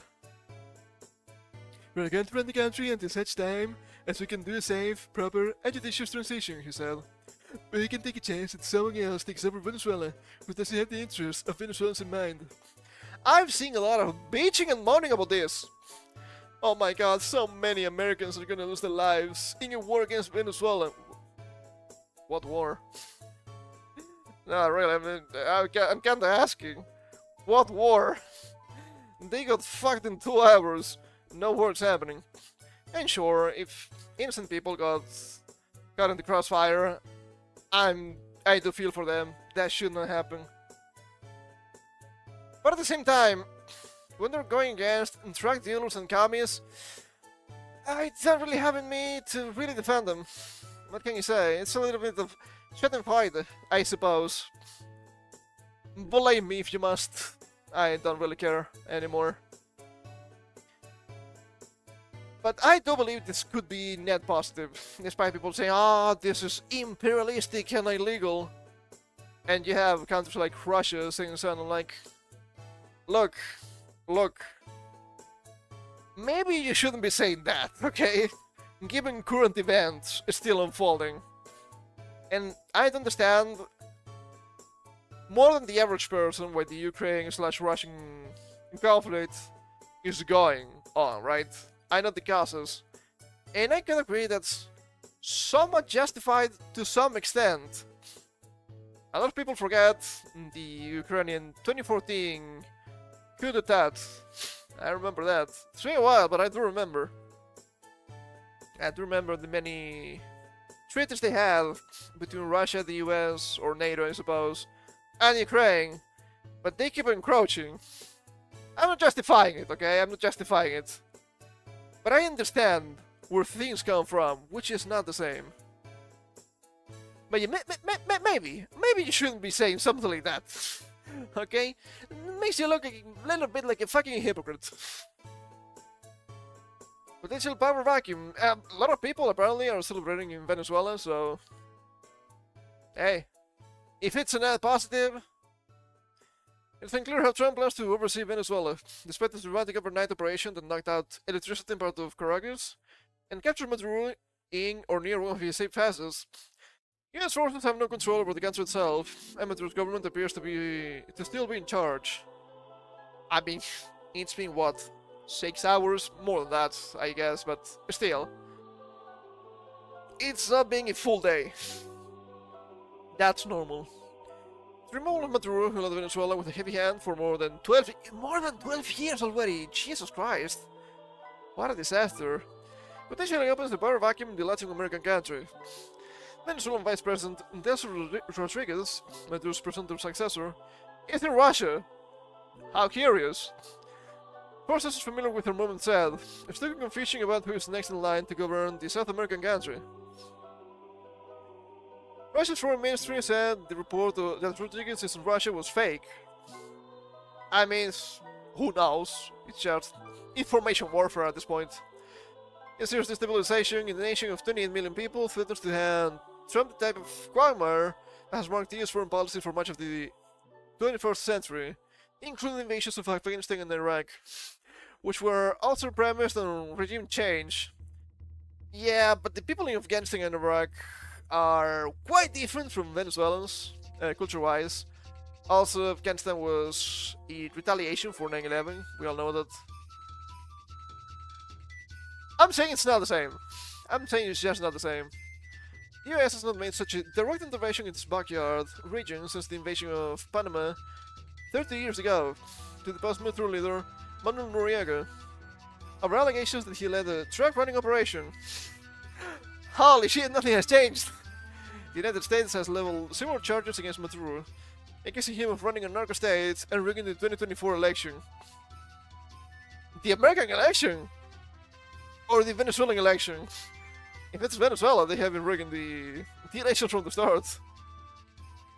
Maduro, a 63-year-old former bus driver, handpicked by the dying Hugo Chavez. Huh?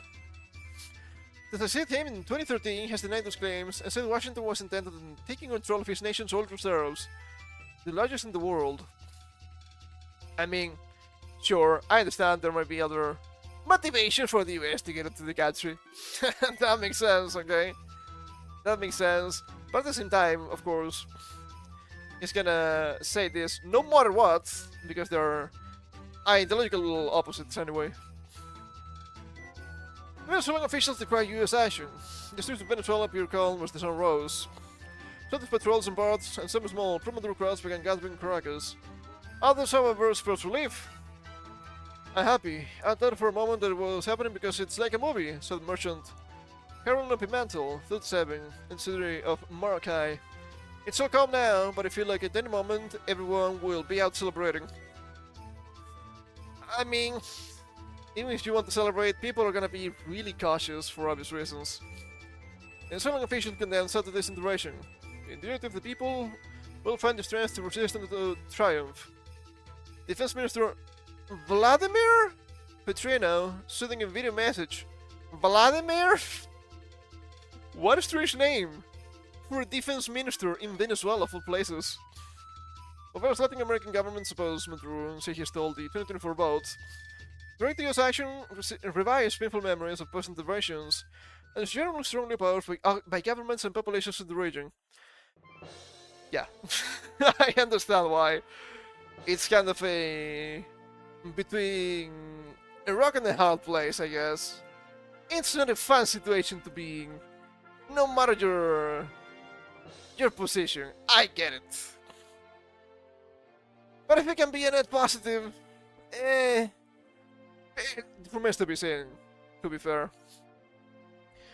Trump's actions recalled the Monroe Doctrine laid out in 1823 by President James Monroe, playing his claim to influence in the region, as well as the gunboat diplomacy seen under Theodore Roosevelt in the early 1900s. The next line is also pretty spicy. Venezuelan allies, Russia and Cuba and Iran work quick to condemn the strikes as a violation of sovereignty. Tehran urged the UN Security Council to stop the unlawful aggression. Too late. It's been done already. Among major Latin American nations, Argentina's President Javier Milei lauded Venezuela's new freedom, while Mexico condemned the intervention, and Brazil's President Luis Inácio Lula da Silva, yeah, da Silva makes more sense, Lula da Silva, said it crossed an unacceptable line. I mean, I don't think anybody expected this to happen so soon and so fast. I'm not a big fan of the communists. I think that's a very well-known fact by this point in time. So, you will have to excuse me if I just don't care about some of this stuff, right? I do believe it can be a net positive, and I do hope it's a net positive because those people needed. Holy shit, 12 years of this guy. Oh! What a disaster! Doesn't have another name, man. It doesn't have another name. It's just a disaster.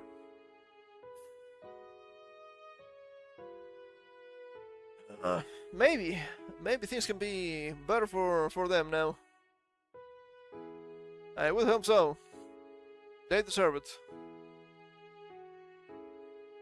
But yeah, we also know that US intervention is usually far from happy, usually, which is a different problem.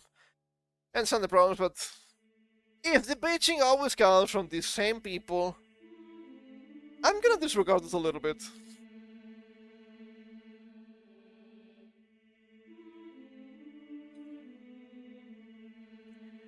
there's that. I hope things get better for Venezuela people. And this has me wondering, hey, can you do that also for the EU? It's a bunch of unelected officials, huh? That'd be pretty good. Other narco states? Well, I don't know. Maybe. Well, you have Zelensky being a cocaine demon. So maybe? Maybe. To some extent, I guess. We could make the argument. What else do we have here? Ah, shit, this is gonna be hilarious. I've been dragging this for a couple of weeks, but we need to get to it. Speaking of the UK, it's from December 13th. Men who correct women over any disagreement could face disciplinary action under new Green Party rules. What? Huh? This sounds absolutely insane. Not pre-read. Is this too long? It's not that bad. Holy moly, 1.7 thousand comments. Yeah, people are being really vocal about it. Men who correct women over any disagreement could be hauled before disciplinarians under plans of being weighed up by the Green Party. Now, maybe you understand why green is the worst color. Leaders are considering broadening the party's definition of misogyny to the point that any disagreement could lead to men facing sanction. Holy moly! And they will still call it the patriarchy. Huh? Huh?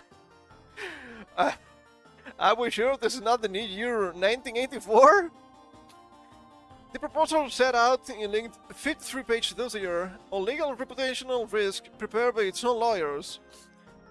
The report reveals deep internal concern about the Greens' approach to misogyny, transgender policy, and LGBT rights, warning that current guidance could expose the party to serious legal and financial risks.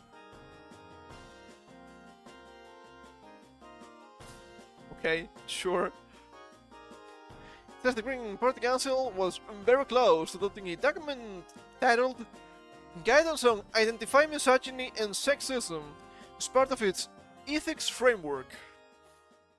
According to the report, seen by the Telegraph, the draft guidance listed being corrective is an example of misogynistic behavior experienced by women. Look, I don't care if you're a man or a woman, you can be wrong all the time, okay? My goodness. A definition the lawyers warned was so expansive it could justify any disagreement between a man and a woman is a sanctionable disciplinary offense. Do you think that's not the point? Of course it is. They are not man-hating harpies. Are you sure? Have you seen this? I'm pouting at the screen. I might need hand tracking after all. I would be a menace. The dossier also cautions that internal rules on identifying transphobia and queerphobia risk unlawfully discriminating against members who question contested gender theory. So you will submit to their ideology, or else.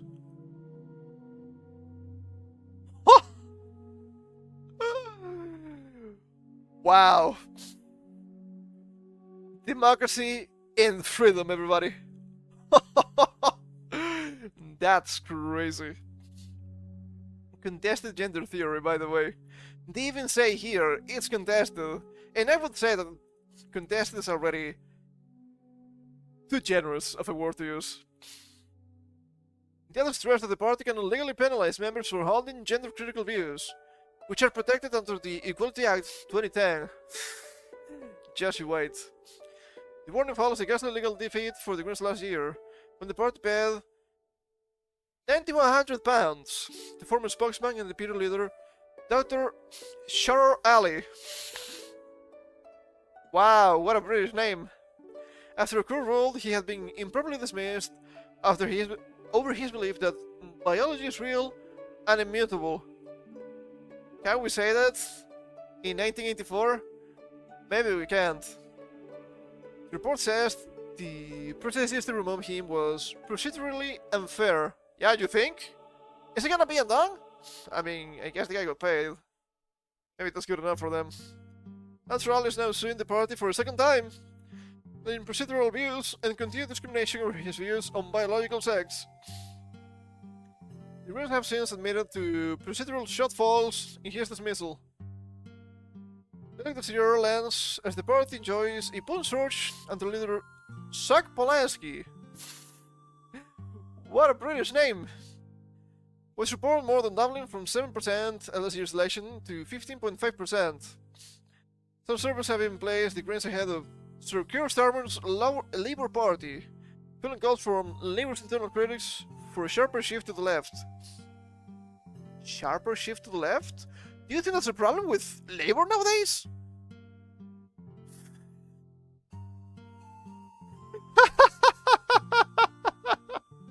That's the problem with Keir Starmer. That's the problem with the UK. They are too conservative. Sure. You haven't seen the right wing in your fucking life. What are you saying? Mr. Polanski has been outspoken in defense of contested trans ideology. In April, he rejected the Supreme Court's landmark ruling that sex refers to biological sex and that a woman is a biological woman, brought the decision thinly veiled transphobia. Excuse you, thinly? Hilarious. Also, by definition, this guy is extremely wrong. Woman meaning adult human female, and female being a biological characteristic. So, it is you people that are trying to change the language and then get pissy and want to get people in jail that disagree with you when they don't play ball. Ha! I spit on you. In his leadership campaign, he argued it was important to stand firm on policies such as self-identification, which would allow trans people to change their legal sex without a gender recognition certificate. But why? Ah, shit, fuck. But why?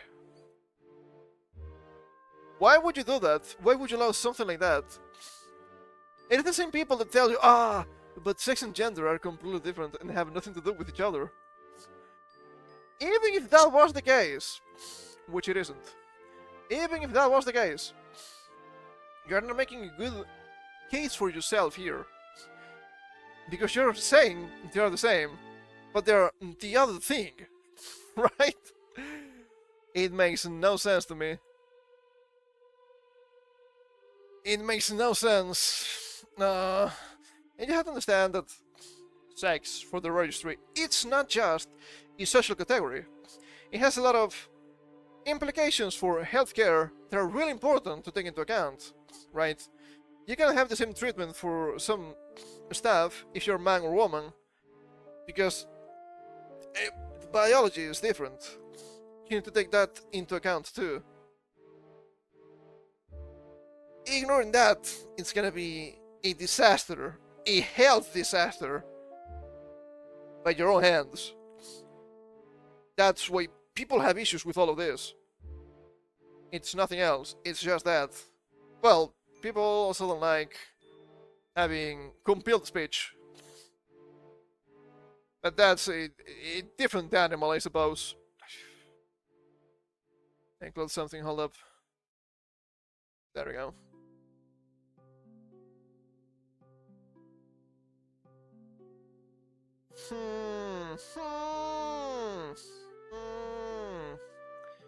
Kinda weird, man. Kinda funny.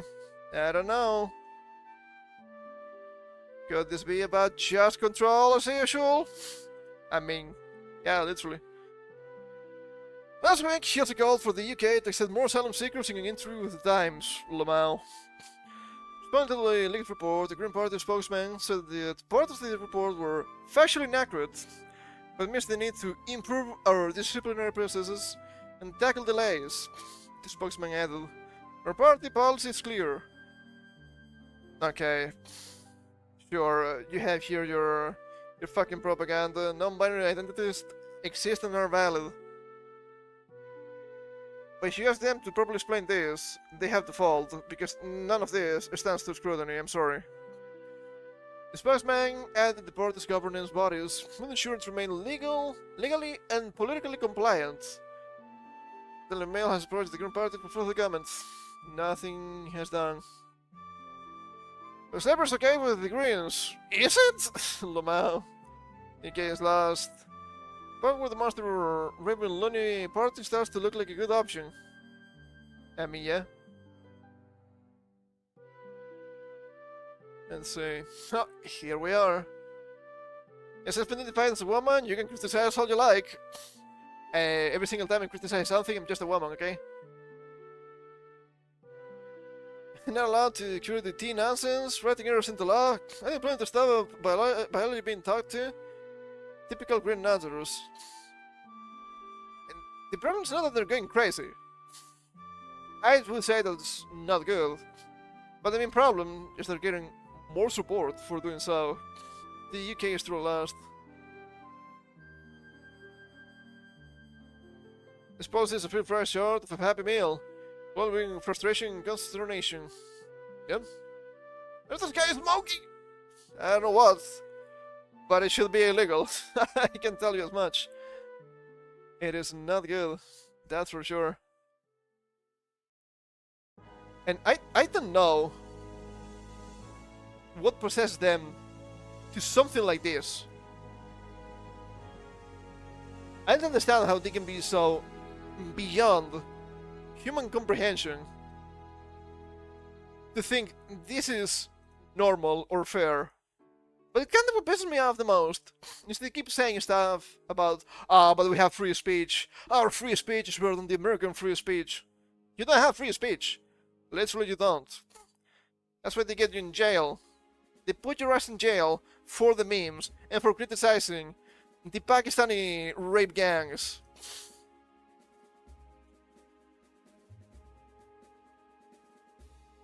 And they will tell you, this is good. This is for the democracy. I'm sick of this. I'm sick of this. People will believe it. These countries are lost. Maybe they also need to burn. What do we have here? Yeah, I've been dragging this a little bit since the last week, I believe. Demonizing teenage boys won't produce a generation of good men. You think? You think? We need to stop treating masculinity as a problem to be solved and start seeing it as a strength to be nurtured. Hey, there's a woman, but she might be right. Let's see what's going on here. From Camila to Minnie to Miney, Tommy. Now counted with brushing children's teeth and ensuring they've eaten their Weetabix? It's the same. It's always the same. It's the UK. It's always the UK. Labour has added another task to the United States to the list. Teaching boys how to respect girls. Under a £20 million plan unveiled this week, which was like 2 to 3 weeks ago, teachers will receive specialist training to deliver lessons on consent, the dangers of sharing intimate images, and the importance of challenging misogynistic behavior.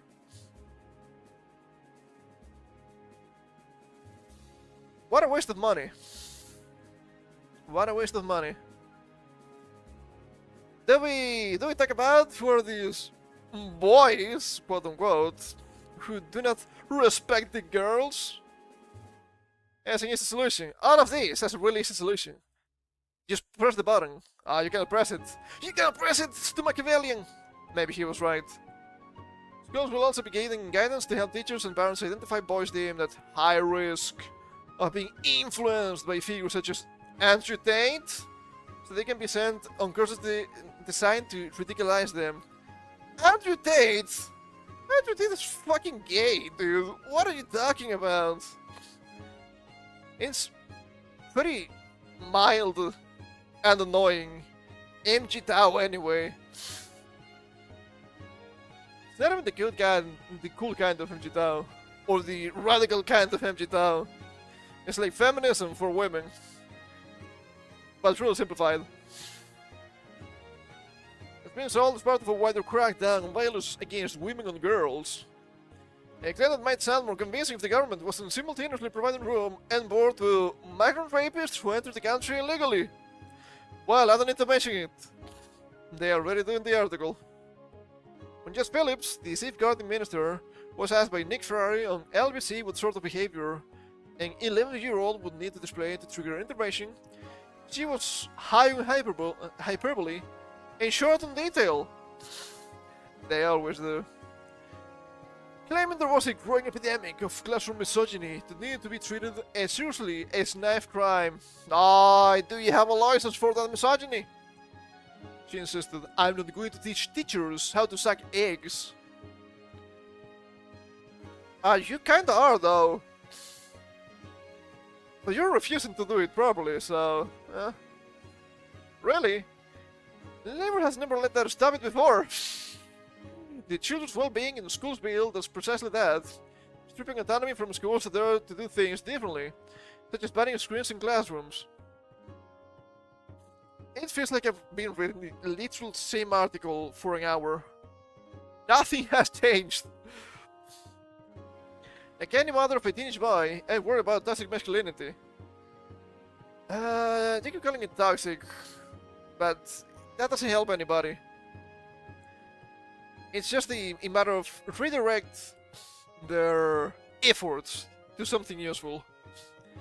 But treating boys as boring adult predators in waiting is not the answer. The apple character in adolescence should be viewed as the exception, not the rule. Most young men are not incels spreading violence against their female classmates. They are lurking about trying to attract girls rather than repel them. Yes, you know who's plotting violence against their female classmates? If I tell you the answer, and if I was in the UK, I would go to jail. Demonizing boys will not turn them into good men. If anything, it risks pushing them towards bad ones. Precisely the reason Tate has made millions exploiting the dissent among young males. They are misunderstood and fairly maligned. To be fair, it is true they are misunderstood and unfairly maligned. Andrew Tate is not the solution. To be fair. In my fairness, I suppose. Many things can be true and real at the same time, and this is the case. You don't need to fall for the... Just do as women do. Just feminism for men. I don't think that's useful. My 15-year-old son is what you might call an alpha male who enjoys football, boxing, and banter. Hey, what are we doing today? We're reading about the stuff! We're reading about society. This right here is about demonizing teenage boys won't produce a generation of good men, which is kinda true. I mean, obviously so. Never tackled the actual issues. What a shame. He's being brought up to respect his mother and two sisters, which is... Hello? This is normal? This has always been normal, though. School didn't teach him that. We did. Hey! About parenting! Imagine my shock. I've been saying this for what, more than a year now? Maybe not quite. It may have made waves a few years ago, but Generation Z is fickle. As the social media induced ADHD, they move on quickly. And the title by itself could be construed a truism. Is it true? I mean, I think it's pretty obvious. When I asked my son what he thought of the bald, cigar-chomping rape suspect, well, that's loaded, he replied that Tate was a melt. Love Island slang for a loser. I mean, we can all agree that Tate is quite literally a grifter, right? There was this tweet running around recently. I mean, it was pretty obviously true. Yeah, of course. I was playing into that a little bit. Apparently this guy had some sort of boxing match, and he lost. And he was melting down on social media. Ah, I didn't lose. I would never lose, okay? I let myself lose because I was betting against me. So I made a lot of money. I'm like, but what a stupid thing to do. Not everything is money in the world, okay? I'd rather win if I'm trying to fight, right? You also have more controversial opinions, however. Oh, you know it, baby. All of my opinions are controversial. Despite them being mostly what you might see as normal. Maybe that's what they mean when they say the extreme far right and the center are the same. Hilarious society we live in. So yeah, I've never put too much trust into the Tate types, right?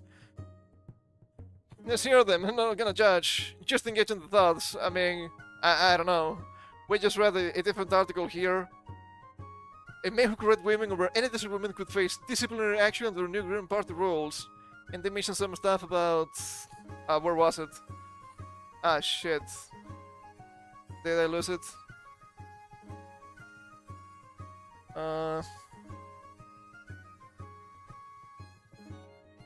It was here somewhere. Ah, it was this one. Maybe the word woman is just a biological category and trying to change the meaning. It's just trying to change the language for ideological purposes. I think I'm picking the mic, it's not on purpose. Trying to find a balance here.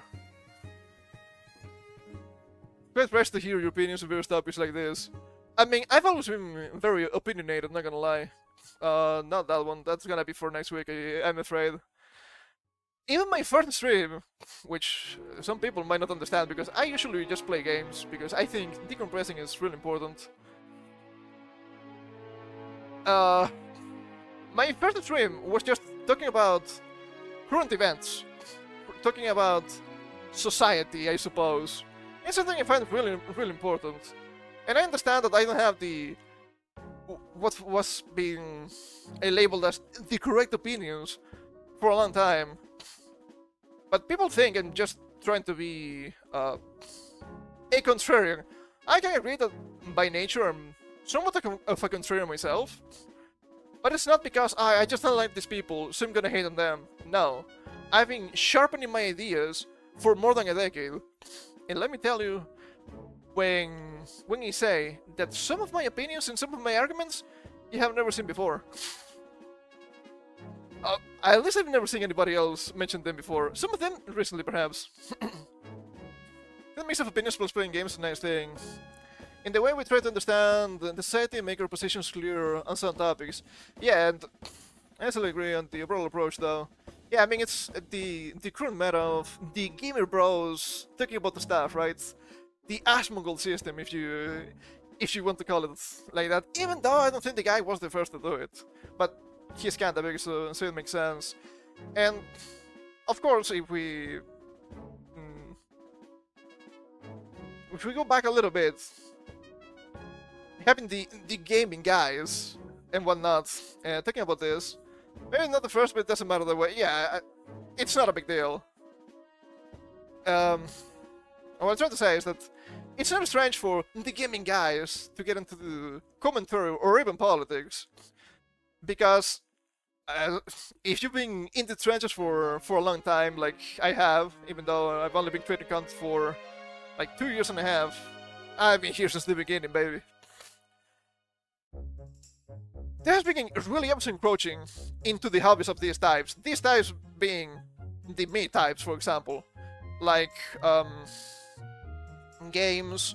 But not only games, you also have comics, TTRPGs, anime. I also had quite a great rant before about translation localization. That's gonna be a highlight.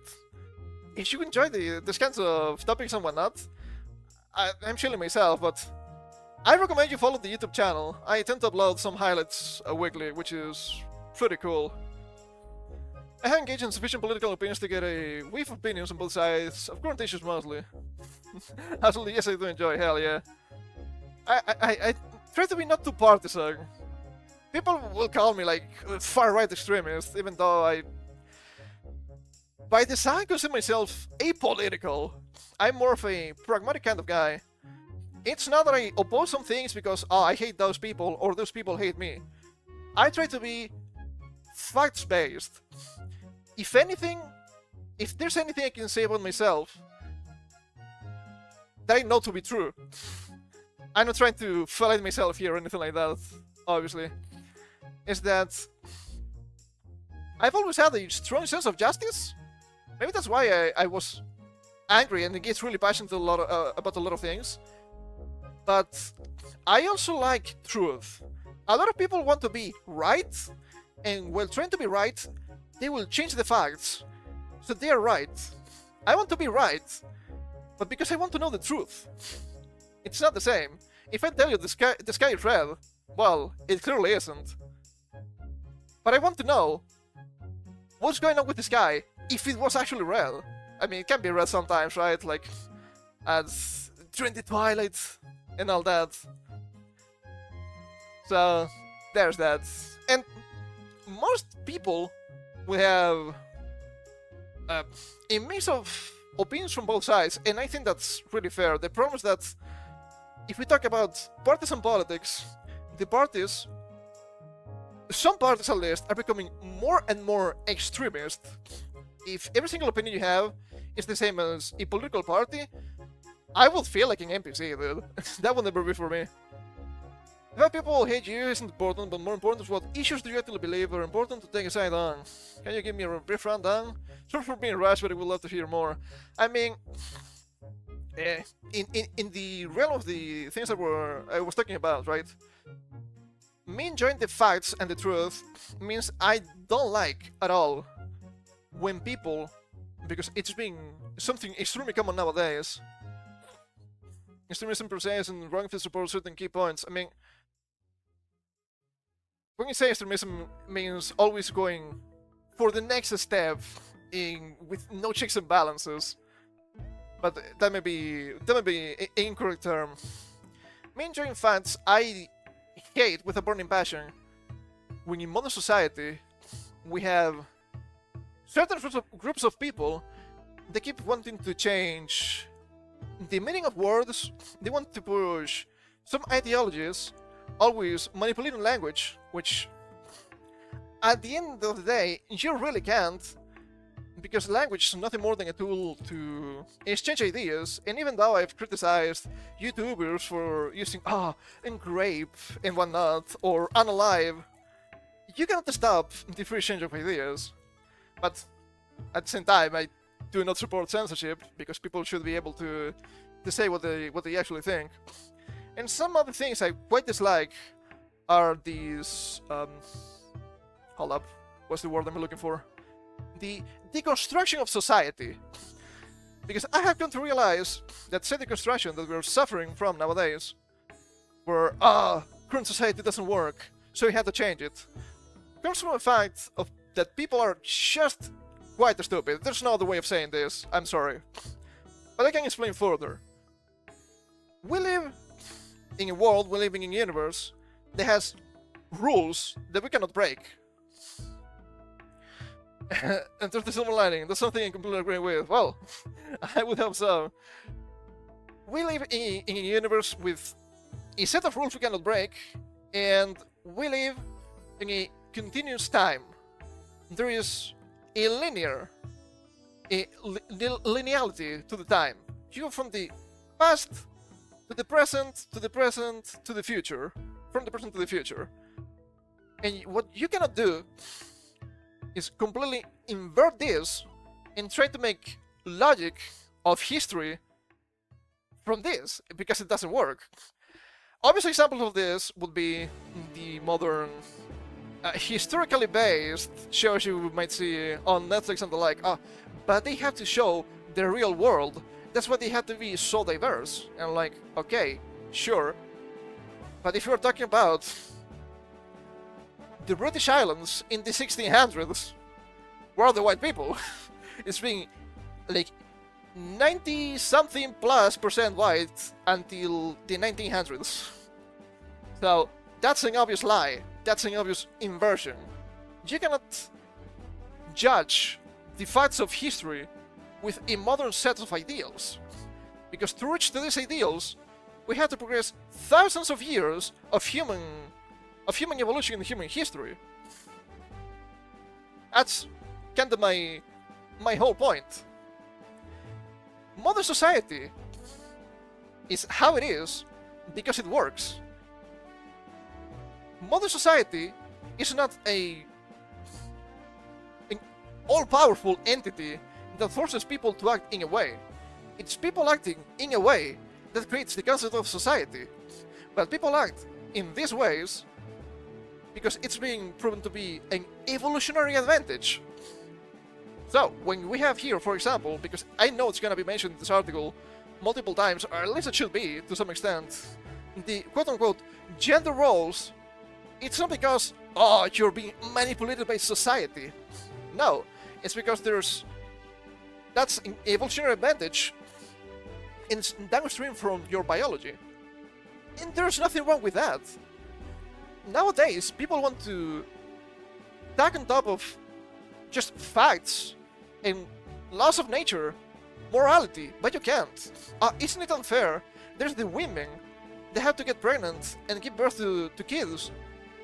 No, that's how biology works. You cannot staple morality on top, because that's not a moral thing. You choosing to have kids or not, that could be a moral thing, because it's an act of humanity. This is just a mechanic of biology. It has nothing to do with each other. And of course, the women, being the ones that gestate and give birth and lactate, they're biologically prepared to take care of the kids, and that's fine.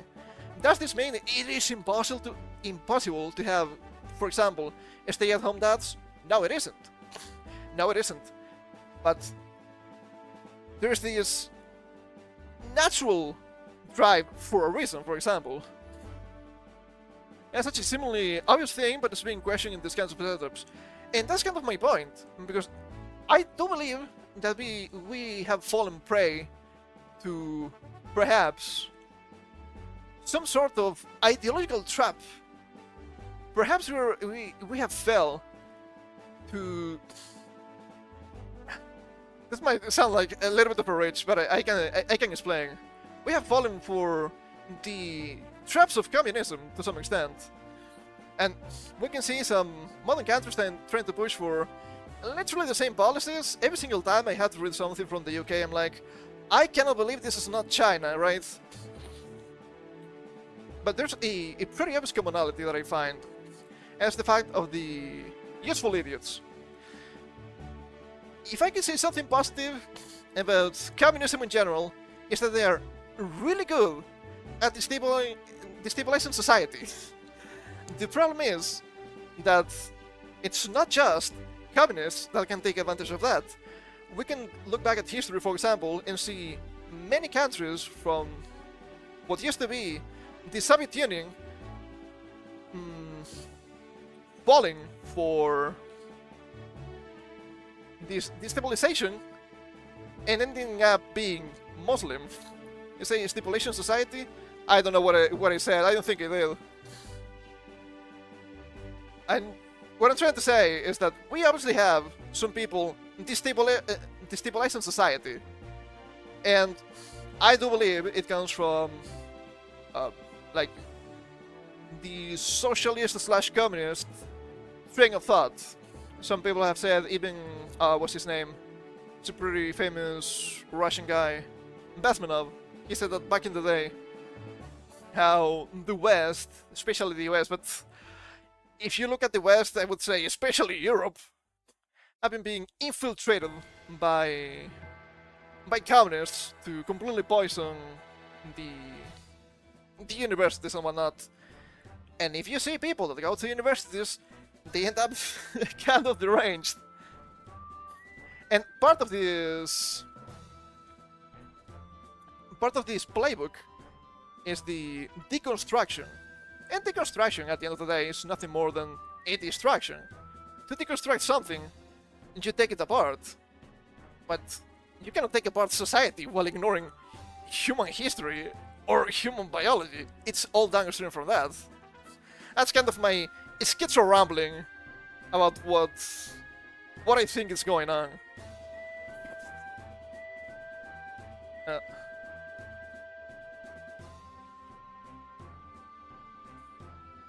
How is that smart detection from automod allowed?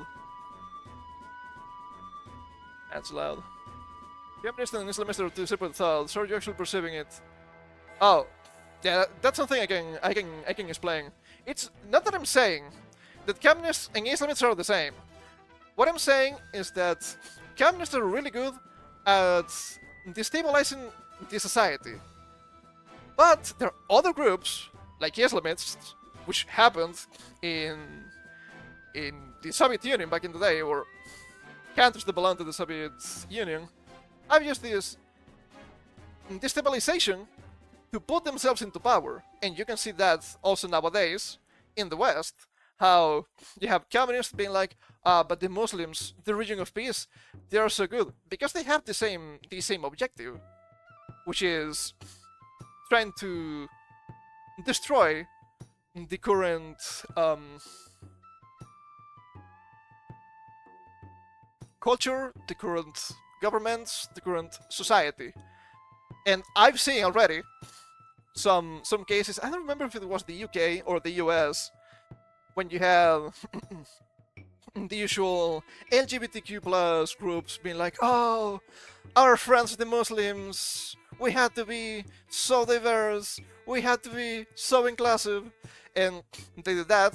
The Muslims became a majority, and they were like, "You know what? Fuck you. Gay themes banned. We don't like those. Fuck you. You're also part of the problem. We were using you all along." Which, there's some catharsis, there's some schadenfreude, but it is still a problem. I don't want to see the countries of the West being overrun by different ideologies just because the governments say, "Oh, it's fine." No, it's not. They will censor you for saying otherwise.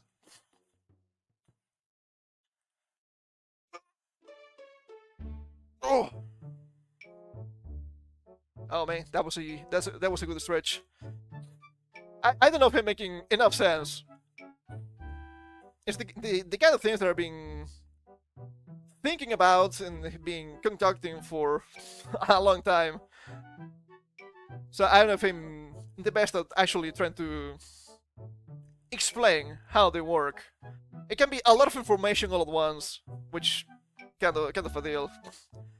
Yes, that's probably true, but fundamentally communism is about equal allocation of resources, and Islamism is about the spread of Islamism. Oh, yeah, of course. They have nothing to do with each other. They're just somewhat allied to try to attack the West. And Muslims, or Islam, or Islamists, or whatever you want to call them, just try to use the mechanics of the destabilized society, thanks to the commies, to put themselves into power. They're not friends of the commies. They're also going to the gulag, okay? It's kind of funny because the gays do not realize this. When I say the gays, you can just change that for the LGBT communities and whatnot. Because it's hilarious. It's absolutely hilarious when you see, these... how do you call those? And they have some sort of event outside, right? Some sort of march. Gays for Palestine! And like, okay, sure. They also want to kill you! I don't know if that's a good idea. Yeah, be the devil's advocate for a second? Sure, be my guest. In the meantime, I'm gonna blow my nose. It's getting a little bit stuffy.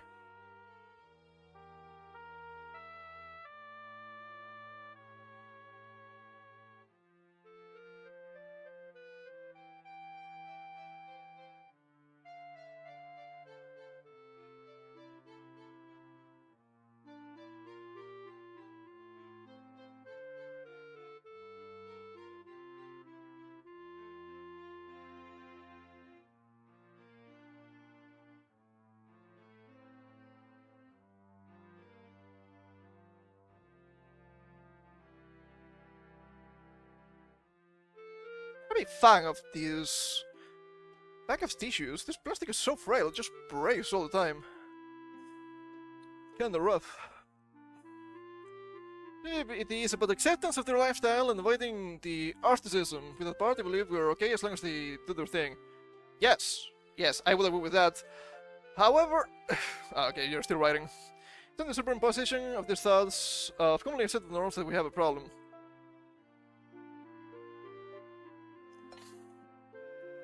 I mean, there's nothing wrong with being gay, right? Not a lot of people nowadays would say, those gay people. But in these communities, which not necessarily represent the actual homosexuals, funny enough, have become really outspoken, politics-wise. They have become extremely annoying for most people, and they keep asking for rights they already have. There's also a different issue that people have. They're like, okay, sure, you can be gay, but then you see the gay parades and whatnot for Pride, and you have to question some things that are more than fair to question. Why do you have to be a degenerate, right? You like a man liking another man, a woman liking another woman, doesn't mean you should be performing sexual acts in a public venue. And when you have some articles that I would say are written by deranged individuals, and I would hope this don't represent the majority, saying stuff like, kids should be allowed in Pride, and King should be allowed in Pride. I'm like, okay, that's not making a good argument for this. You can have one or you can have the other. I don't think you should have both at the same time. Never been in the allegations with this one. And then, well, the trans thing would be completely different. It's a case of trying to conflate or deconflate, depends who you ask, the biological part of someone with the social part. So there's no need to enforce gay acceptance in the broader community? In the West, I wouldn't say so. If anything, they're getting so cocky that people are becoming more homophobic nowadays because they're just being insane behavior-wise, not because they suck dick. Nobody cares about that, right? And to some extent, you even have some allegedly gay people mentioning stuff like, well, I hope your kid is gay. I'm like, but I thought gay was correct. I mean, not correct, but fine. There's nothing wrong with being gay. Why would you say that as something negative? That's so weird. It's only 100% correct though, yeah. Yeah, I mean, a lot of people will be really crass, really explicit with the things they say. And we all love to crack jokes. Having extremely homophobic jokes doesn't mean we are gonna round up the gays and putting them into a gulag, absolutely not. But it's kinda funny when people get so PC all the time. And there's also the case of people mistaking speech and violence. My violence is speech, but your speech is violence. I'm like, I don't think that is true. Like, you can disagree with people without having to attack them, okay? It's fine.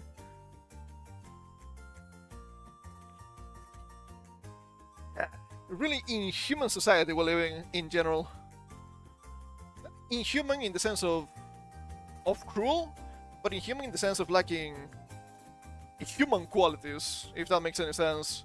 I keep saying inhuman because I haven't found a better word. Probably inhumane would be better.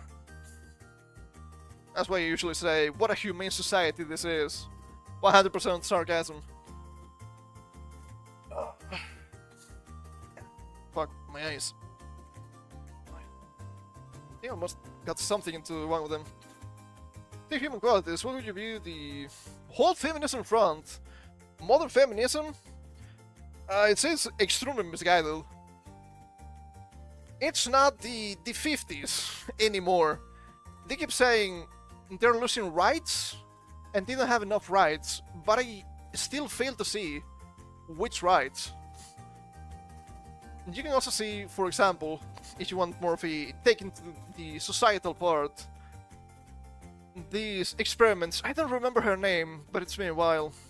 There was this feminist author that had this experiment where she would pose as a man for, I think it was a year, and see what the man experience was actually. And I don't think she managed to finish the year. She was completely devastated. Simone de Beauvoir? I think so. The name sounds familiar. I think that's correct. And I heard those actually, yeah. I've read a little bit about those, but it's been a long time, so some of the details are a little bit hazy. Please understand. And she ended up being a morphing advocate for men, which is pretty interesting. The thing with feminism, with modern feminism, from what I can tell, it's something that also changes on a weekly basis, is that, but most men, most CEOs of big companies are men. And I'm like, yeah, but that doesn't mean anything. Which is pretty much these intersectionality we have. Oh, but most CEOs of big companies are white. Yeah, but that doesn't. It doesn't have anything to do with the guys being white, straight, man. It's just that they have word for it, and well, sometimes some of these CEOs or these higher class individuals come from wealthy families. So of course the wealth stays in the family. So if your ancestors were rich Europeans 300 years ago and your family's still rich, you're probably still a white European. So there's that. You can be a girl boss if you want. As part to forcibly select females despite the fact that they may not be most qualified. Yes, and I was actually talking about this with my mother the other day. I don't know why this topic came up, but I was suddenly reminded of something that has been on the back of my mind for quite some time, and I think pretty much showcases this problem. It was when I started working. It was a little bit tumultuous at first, but I ended up in a small project with another guy, another girl, which we were pretty close in age, like about early 20s, right? And we got a new manager, which was an older woman. I'm not quite sure about her age. I would say she was like 40 something. And she had a kid, a small kid. From what the stories she told, I could say about 8, 7, 8, 10 at most. And I do believe she was the breadwinner. I mean, she was a manager. The company was like kind of small, medium size. It was not a big company at all. And the husband was not a deadbeat or anything like that. Also had a job, but it was clearly not as important. And we had this strange exchange at some point when all four of us were talking about like a new contract, a new part of the project and whatnot. Like, these changes, this company is asking for our software, right? And she said something along the lines of, well, I will try for this to not work you guys to death. And she took a step back and corrected herself. Hold up. You're my employees. Why am I treating you as if you were my kids? And I think that happens a lot. I think that happens a lot. She had the kid, so of course, maternal instinct, which is good. But nowadays, even if you wanted to have a stay-at-home wife or mom or whatever, it would be really difficult because the economy is extremely fucked. You can thank the Rockefellers for that one. Well, maybe if women want to be fully realized, they should go out and get a job. And they flooded the job market with a lot of people. So now wages went down. And now it's even worse than that if you have an insane amount of immigration without checks and balances. Because people will tell you, and I'm sorry about this tangent within the extreme tangent, but I think it's also important if I'm talking about the economy. People will tell you, but these immigrants didn't have connections. Usually they don't even have enough skills for the job, and they're getting the job, and you don't? Yes. Yes, they do. Mostly because they're illegals.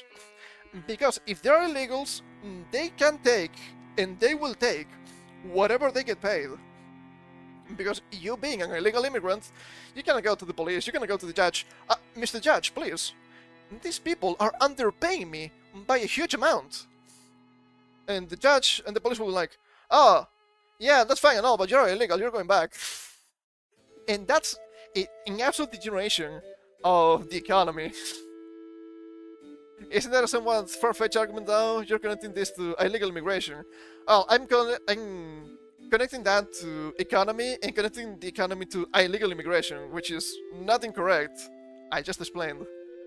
It doesn't happen in every single sector, of course, but it's also a degeneration of the economic system. They will keep pushing for more illegals to get into the country, and they will keep hiring those illegals, because if you need like 2,000 a month to live, maybe these illegals will just get like 700. It's a lot of money for them, and they cannot complain. It's kind of a leap in logic. It has nothing to do with women at work at all. But both topics have to do with the current state of economy. Oh, jeez, I'm so dry. I'm parched.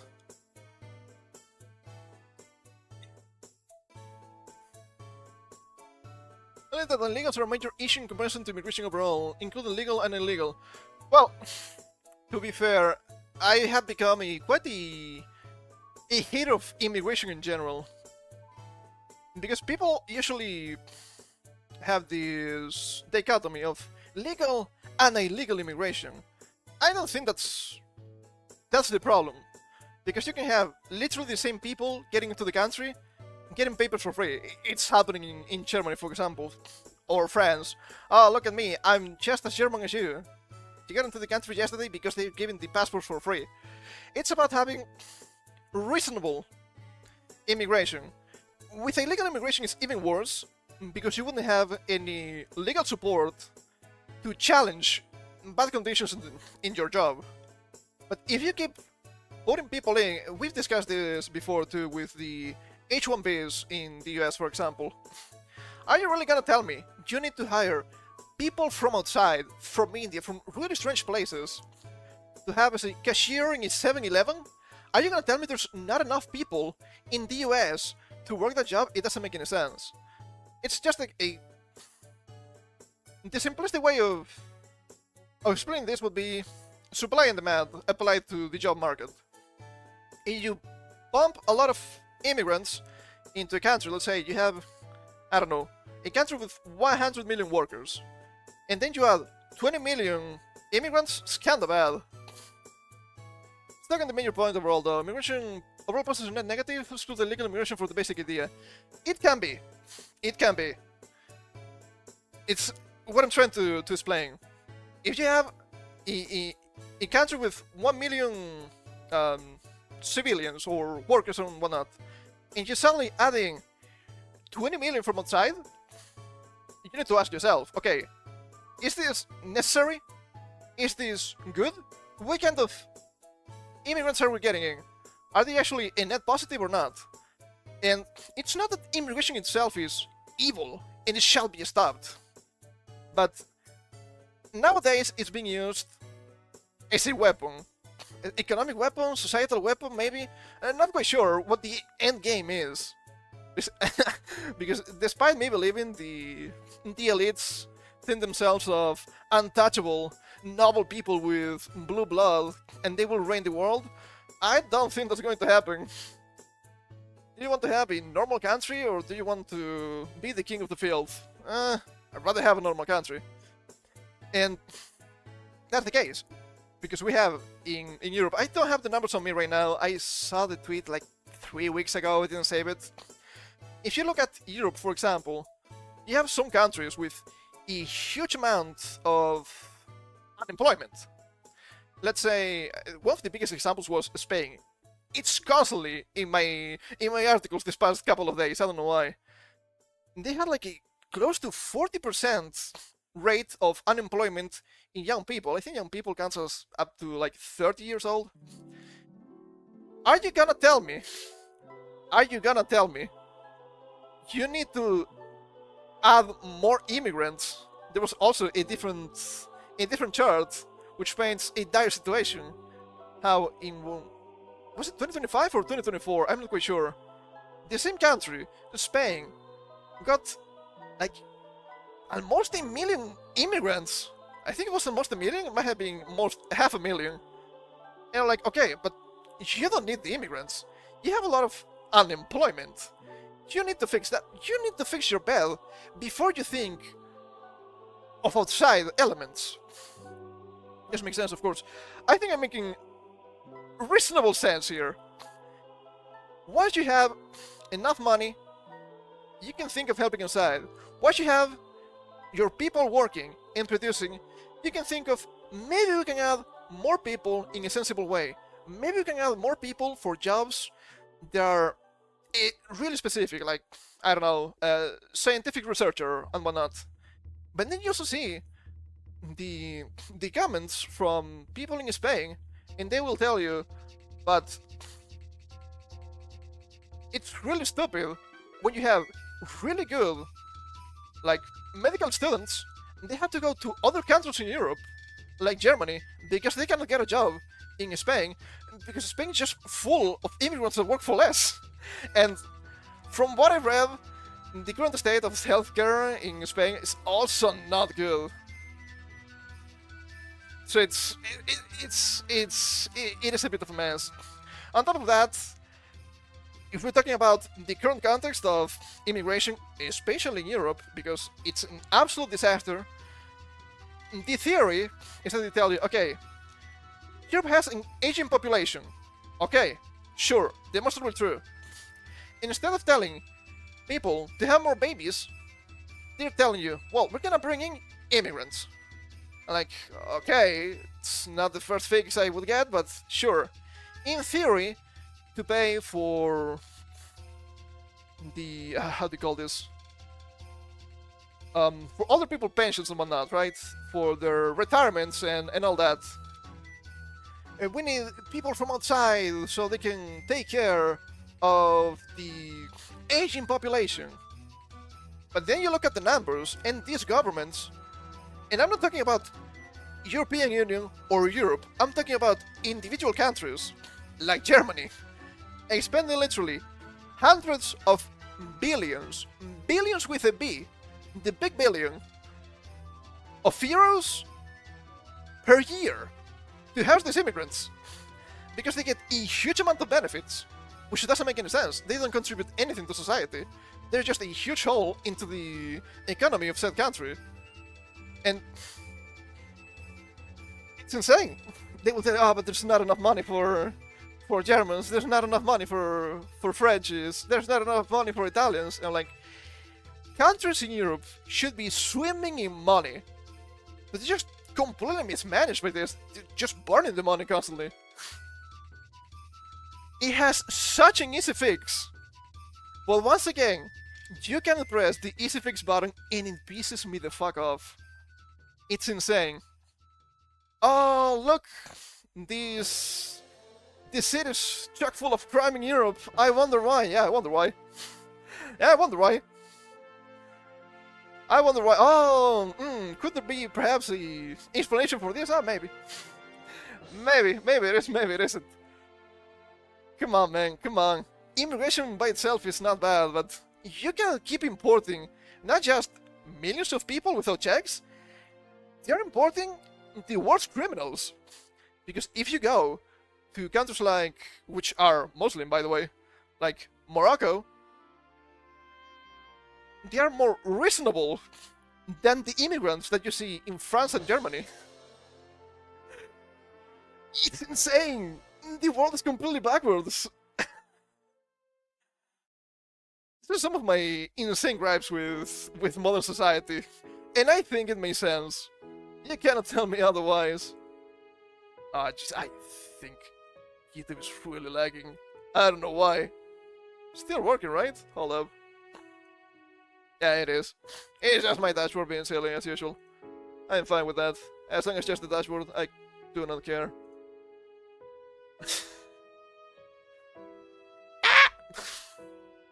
Maybe now you may understand why I'm losing my mind constantly. It's kind of rough. We were reading an article here about younger generations. How about we finish the article and we finish for today? We're going over time already. Saturday streams are usually on the shorter side. I don't mind the questions or anything like that, but we're getting kind of close to finishing for today anyway. Okay, they were mentioning stuff here about Andrew Tate. I think it was about here at this point. For more interesting YouTubers like The Side Man, sketches, challenges, and gaming commentaries provide what boys have always wanted. A bit of a laugh. Tate by comparison is about as fun as a raw egg diet. Yeah, I guess that makes sense. And yeah, I do believe that you can throw the proverbial red pill to young people without going this strange MG Tao kind of deal that Tate has. Not a big fan. If society tells you that what you're doing is wrong, fuck him. If it's something you want to do, and it's not illegal, why would you stop? They cannot tell you what to do. the extreme individualistic guy here, by the way. I grew up with two older brothers, and I can confirm that while technology may have changed, boys haven't. I mean, yeah. I still want to stick their sister in goal without gardening gloves, and for a half-flat football with her. Well, that might be a little bit too much. I haven't seen that in real life. Maybe the people in the UK, I suppose. So I had to just get back from something. Yeah, don't worry about it. It happens. I was mentioning that I'm trying to finish this article and finish for today. I don't mind the questions at all. I think it's something important to have proper conversations, not just me speaking to the void. But we're going a little bit over time today. Saturday is usually kind of short, like a couple hours. I think I have a pimple on the side of my right side of the jaw. Speaking of pimples, I just realized yesterday. Yeah, it was yesterday. While taking a shower, I have a pimple on my right toe, big toe. The first time I see something like that, is this what people enjoy? Feet. Probably not so much if it's from a guy. But yeah, if you have any further questions of anything I said, feel free to ask. I don't mind the questions at all. I think the conversation is really good, really nice to have. I don't really like the dismissal. No way, not Quentin Tarantino. That's fine. I'd appreciate people who wanted to talk and whatnot instead of you're a bigot, phobe, and this and that. It doesn't help anybody. At the end of the day, you're only treating to echo chambers and it's really stupid. The conversation is important, my questions and two main topics. Yeah, it's fine. Fuck. It's kinda itchy. I don't like it. The school's really more misogynistic. And those that refuse to teach girls the national sport and force them into home economics and sewing instead? I don't think so. Income and two changes of relevance. Income. You can explain further what you mean with those two topics. That'd be pretty great. I don't know exactly what you mean. Well, that's the things we do for improving actual wages for people. I mean, yeah. Well, on one hand, you will need to crack down on immigration. First of all, illegal immigration, for sure. If they are illegals, they should be there. And second, you will need to be more reasonable with legal immigration. You need to have a reasonable influx of immigrants in and out. Because you cannot completely disrupt the economy with immigration, which is kind of what's happening to some extent. Aside from that, I'm actually not an expert with grand-scale economics, so I'm not quite sure. But I guess there are some things that are always useful, like trying to push for more energy. The question is mainly, what's the way to proper immigration? Well, I think it's pretty obvious, right? With what you said. You would crack down completely on illegal immigration. If you get illegals, you cannot just house them, okay? They have to go back. I don't care. There are way too many countries. But you see, these poor people are coming here in boats. I don't care. I don't care. Where are people from? I don't even know the countries. Because it's like East Africa getting to the UK in boats. It doesn't make any sense. They shouldn't be there. If they're fleeing from war and whatnot, which I can't believe that's potentially the case in some situations, there are like 15 other countries closer that can help them. But thing is, they get free money from the government and whatnot, which is a big problem.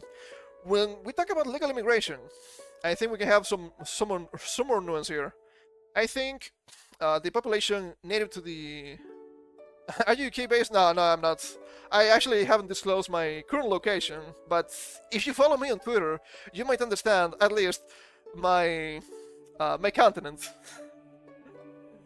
But the UK is a good example of this, because it's insane how you have a strange immigration that originates from like East Africa, going through half of Africa, half of Europe, to France, getting into boats, getting into the UK. it's an insane voyage, I suppose. If I was in the UK, I would be in jail already. If that was the joke. I don't want to breach in personal boundaries, but of course each region has its unique challenges. I was trying to say I am from the Europe, from the continental Europe, well, from the continent of Europe, I guess. That's everything I'm willing to disclose, thanks to fucking Twitter. More disclosing than that, it will happen at some point, I bet, but not anytime soon. So yeah, with legal immigration, you cannot be like, oh, sure, we can just get a lot of people here and give them the papers. No. The problem in itself, it's not just having the papers or not.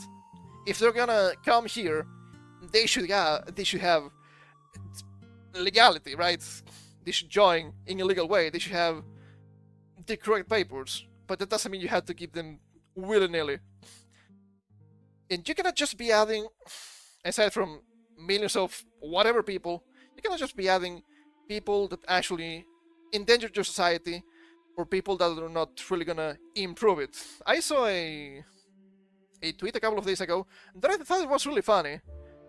If you take a country like Somalia, which has, as far as they said, I don't know if this is true, but I can agree with the sentiment.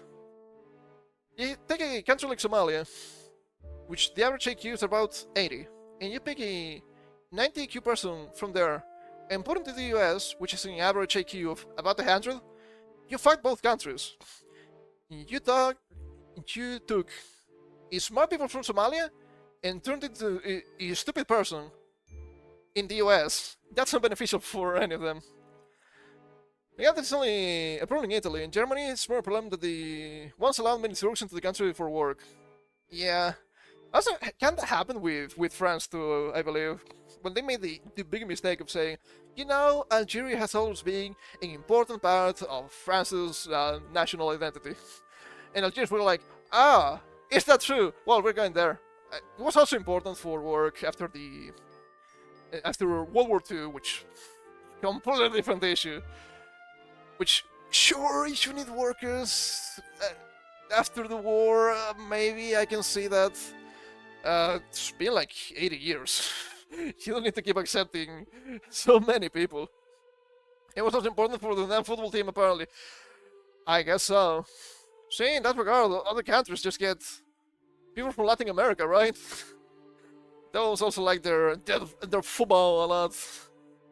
I've also seen the criticisms. I think it was, in this case, the UK.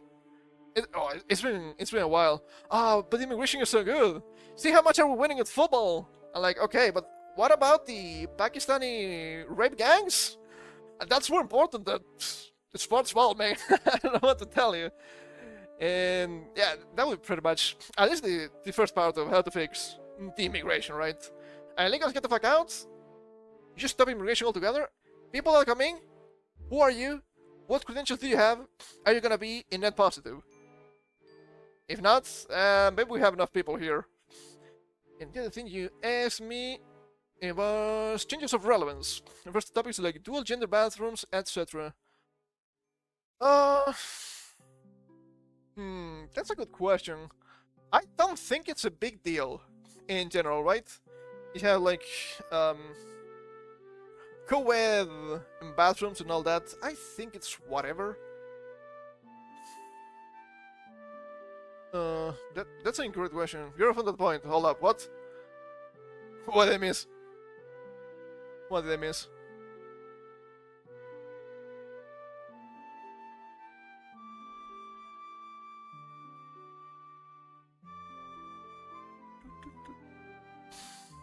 The question of net positive.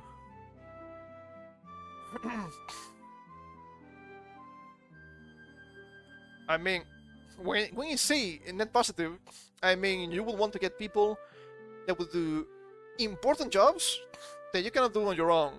I mentioned before, like scientific research. You could also mention like doctors. You could mention engineers and whatnot. You cannot just get commoners, even though common people with normal jobs is not necessarily wrong. But you would need to be more strict in the beginning to fix the economy. I'm considered positive when a company hires someone for half the salary they would pay for a local.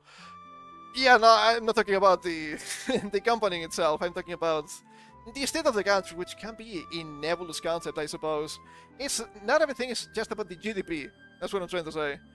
It's how you improve the country itself. You can promote more industry. You can promote more research. You can have better energy production or resources production and whatnot. That's the kind of thing. It's not just about company money goes up, GDP goes up. No, it's not about paying them more, them doing good work. How will a country evaluate the overall level, dealing in decision to the companies? I think the US has a good theory for this, even though it fails in practice. The visas that they have in the US seem to tackle this exact same problem. You need to demonstrate that you need somebody from outside that can fulfill that role that cannot be fulfilled by some local people. I think that would make sense. It was not just the H-1Bs, there was another visa, I don't remember the name. I do not live in the US, so I wouldn't know, right? But there has been a lot of mismanagement with that too, which is not the point, obviously. It feels about this usually, but yes, with respect to H-1Bs, yes. I think it's a good idea. I think it's not used properly.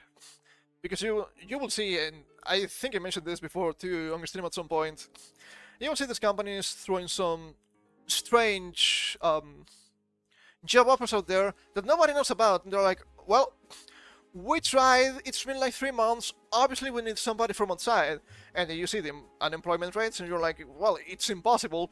Once again, we're talking about the cashier for a fucking 7-Eleven. Yes, I agree. It will work if used correctly, but it's too vague. It is too vague.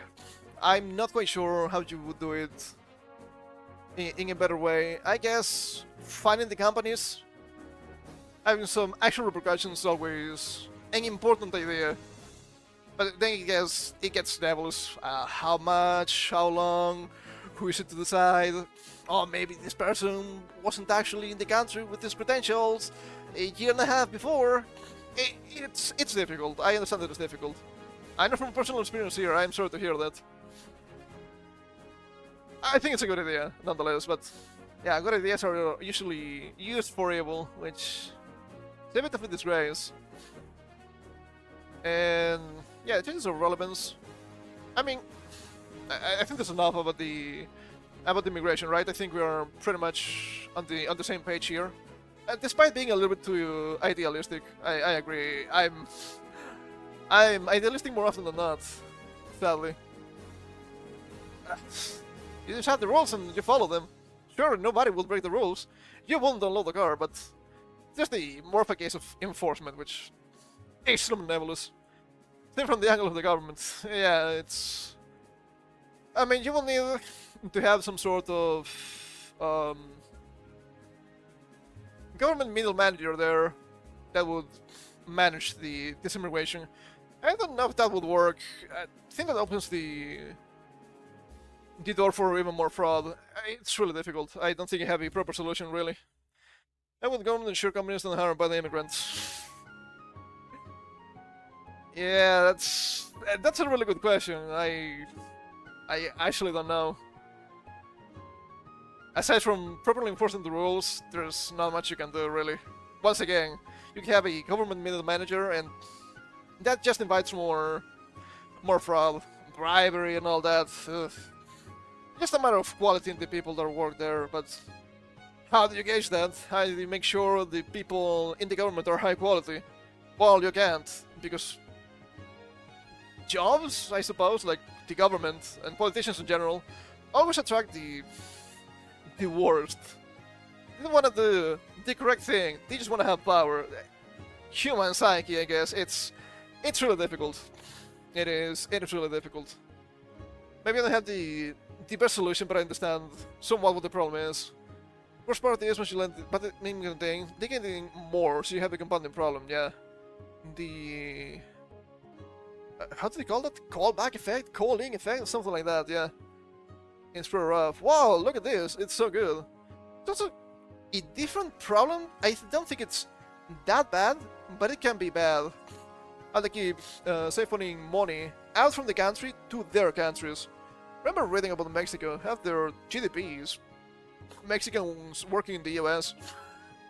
It's kind of funny. Is that the sign of a failing nation? Kind of. It could be. That's not about the thing. It depends on the quantity. It depends on the quantity. They will need to... It's called remittances. I don't think it's necessarily bad, okay? But it can be overdone, to be fair. Can be overdone to ridiculous degrees. Ugh. Yeah, if I knew how to fix everything, I would be the king of the world already. But sadly I'm not. I didn't study politics or anything like that. I'm into tech, so what I know about everything that's going on is about just reading stuff and bugging my head about some ideas. I don't even know what the governments can do, like as far as their mechanics go sometimes, with some of these legal issues. I've also criticized democracy before, but you see, I think your opinion is valuable. Don't even bother saying that. No, I'm not saying that. What I'm trying to say here is that I don't have every solution possible. Holy shit, I wish I did. I'm just a guy after all. But when you understand the problem, then you can start working on solutions. And when you find somebody else that also knows something about the issue, but a different something, you start stacking knowledge and perhaps trying to get into the good path. Extremely idealistic, once again. I don't want to be extremely jaded, I would end it all. The solution is to restrict in some way, I guess. I don't know exactly how, once again. The American visas, good idea for implementation. I guess you could just improve the implementation. You could just send, perhaps, pretty kind of difficult, right? Trying to sell these job offers, like, to everybody, see if anybody hits. It could be done. Could be done. I think the US is kind of big for that. American visas is not suitable. Well, they do have their flaws, that is for sure. That doesn't mean they kind of have good ideas. But yeah, maybe that could be an interesting idea. Maybe some countries already do this, right? Having these immigration proposals for jobs being on a government-controlled or run database / website. So anybody from the country can see the offers and can see, okay, this is near me. What is this? 7-Eleven cashier. Okay, sure, why not? This is 3 cities away, but it's my kind of job in tech, so that could also be a positive. You can improve it. Even if it's not the best, you can improve it. I have thoughts on the US model, but I think it could be done better. There's some other countries, I guess so. Canada, Australia, and New Zealand have such policies. They are not good examples of countries, but for different reasons, I guess. I think that can work. Would you penalize the companies for not using the government-issued platform? If it's for immigration, yes. If it's for locals, I don't care, really. That would be a good step, I believe. I think that makes sense. Despite me always complaining about the government being like 10 to 15 years behind the tech, but it should be simple enough. When that's the point, they're all government issued, yeah. Yeah, as long as it's government issued but it's public and people can access it, it can be more fair than what we have right now, I think. And we might see different problems altogether, so... Well, we'll cross that bridge when we reach it, I guess. And the other question... shit, I completely missed the term. Something I'm usually know about... the gist of relevance, dual gender bathrooms and whatnot, I think that's a big deal. You're right, senpai. Well, I'm old. What can you say? Having co-ed bathrooms and all that, I don't think it's a big deal. I think it's more... The main problem with all of that is the self-identification. My main issue with... Which I assume is the correlation here, the trans question. You have absolutely fair opinions. I try not to be jaded, I try to remain pragmatic. Even though sometimes it can be difficult when you see a lot of things going to shit. The problem with the trans question is ridiculous to say, yeah. It's a thing of self-identification, right? But I do feel like this. Sure, you might feel like that, but you cannot legislate with something as fickle as personality traits. Aside from that, having co-ed stuff, I think it's an okay proposition. I just don't really care. It's not a big deal either way. I don't know if there's something specific about that you want my opinion on. That's what I can come up with. Many of for trans bathrooms, for example, but not in the manner of accepting trans people. Like a third bathroom, or just self-identification. Yeah, it has to be a third bathroom, right? Well, I mean, it's probably okay. I don't think it's bad. I don't think it's wrong. You already have, like, special bathrooms for wheelchairs? I mean, that's not a big deal. If you want to have a free-for-all bathroom, that's probably okay, too. Self-identification is fine, but you could have trans bathrooms, for example. I mean, more than trans bathrooms, they could have, as I said, a free-for-all.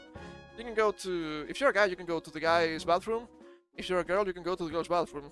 And then anybody can go to the free-for-all. And sometimes, it may be a good idea if the other ones are just too busy, everything is just occupied, right? Sure, I don't think it's a big problem. It's just a case of, do you really need this kind of bathroom in this location? Which is a case-by-case basis. Completely fine. And I do believe in some places they do have free-for-all bathrooms as a third option. So, yeah, not a big deal. I mean, things that could happen in a free-for-all bathroom can happen anywhere if you have bad actors anyway. You also need to make sure the locks of the doors work properly, okay? Oh, so many bathrooms don't even work like that anymore. What a disaster, but that's a completely different issue. So bad, man, so bad. Okay, let's try to finish this. You can keep asking questions as you want to. I don't mind.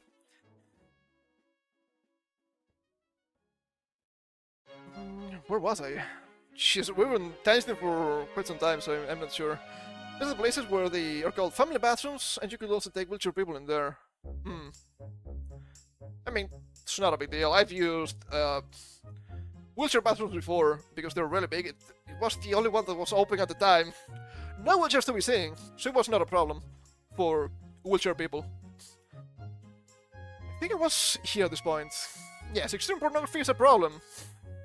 Talk about this for long before, too. There are sex influencers such as Bonnie Blue and Little Phillips normalizing gangbangs. But like dates, there are symptoms, not causes. I mean, yeah, sure, there are symptoms, but they also help propagate the idea. I think it was Lily Phillips that got baptized recently in a church? Thought patrolled. The deeper truth is that too many boys are growing up without guidance, discipline, or a sense of purpose. Yes, I think this is quite correct. Liberals reflects is always state intervention, rather than championing family stability, parental responsibility, and positive male role models. Yeah, a parenting issue, as I obviously said. Positive male role models is also something that we lack a lot nowadays. And you see, like, shows, comedies, and whatnot. Most of the time, the father is just a useless guy. And I pick your mind now. What's your opinion on vaccinating for such as in COVID? It shouldn't be allowed.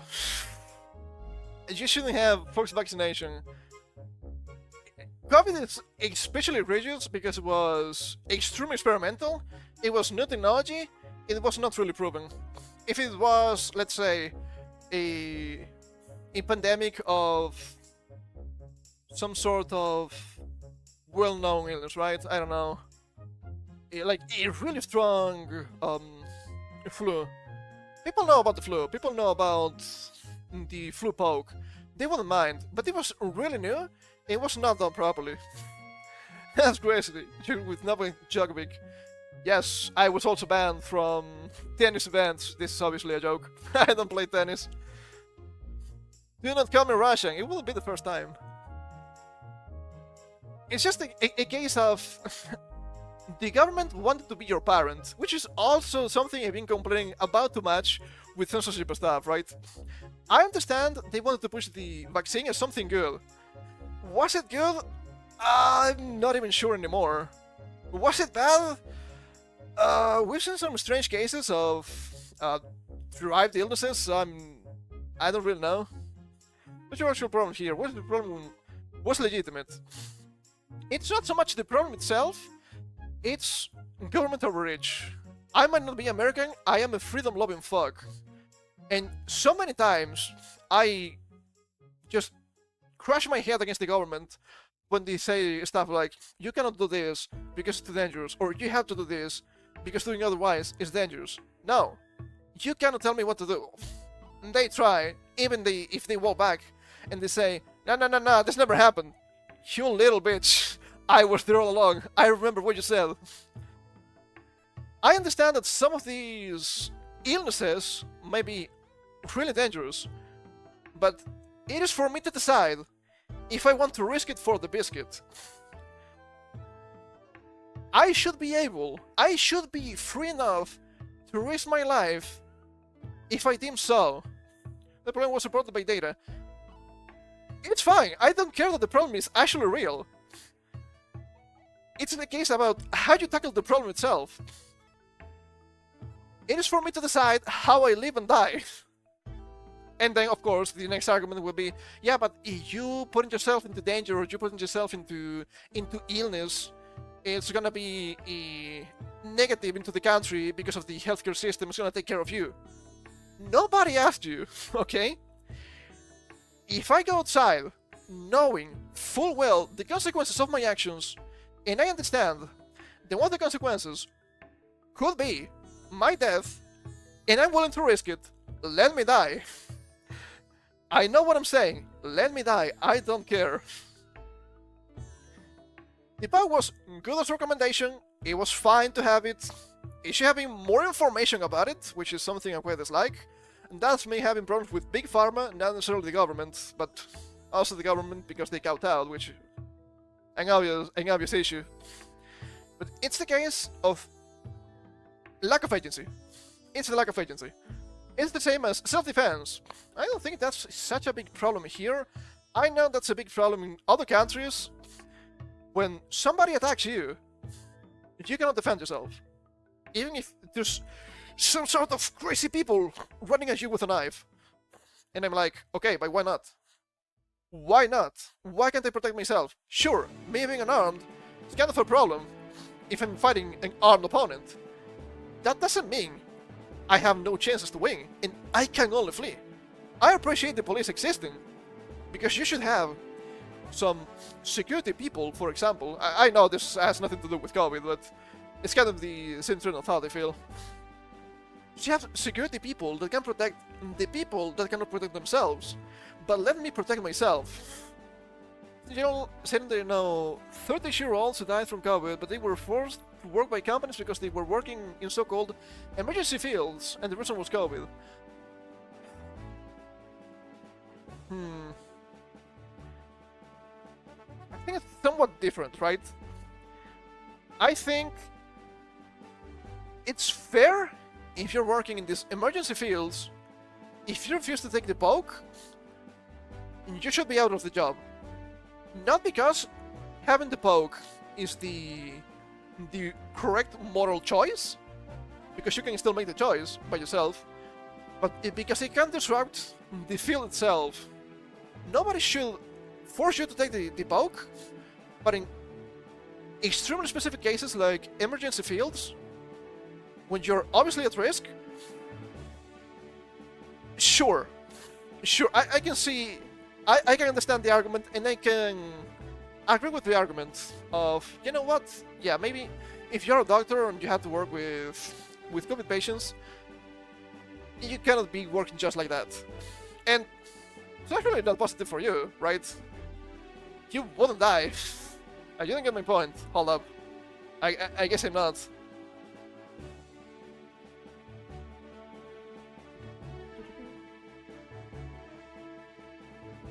I was taking out the notification from the phone. It was a little bit annoying.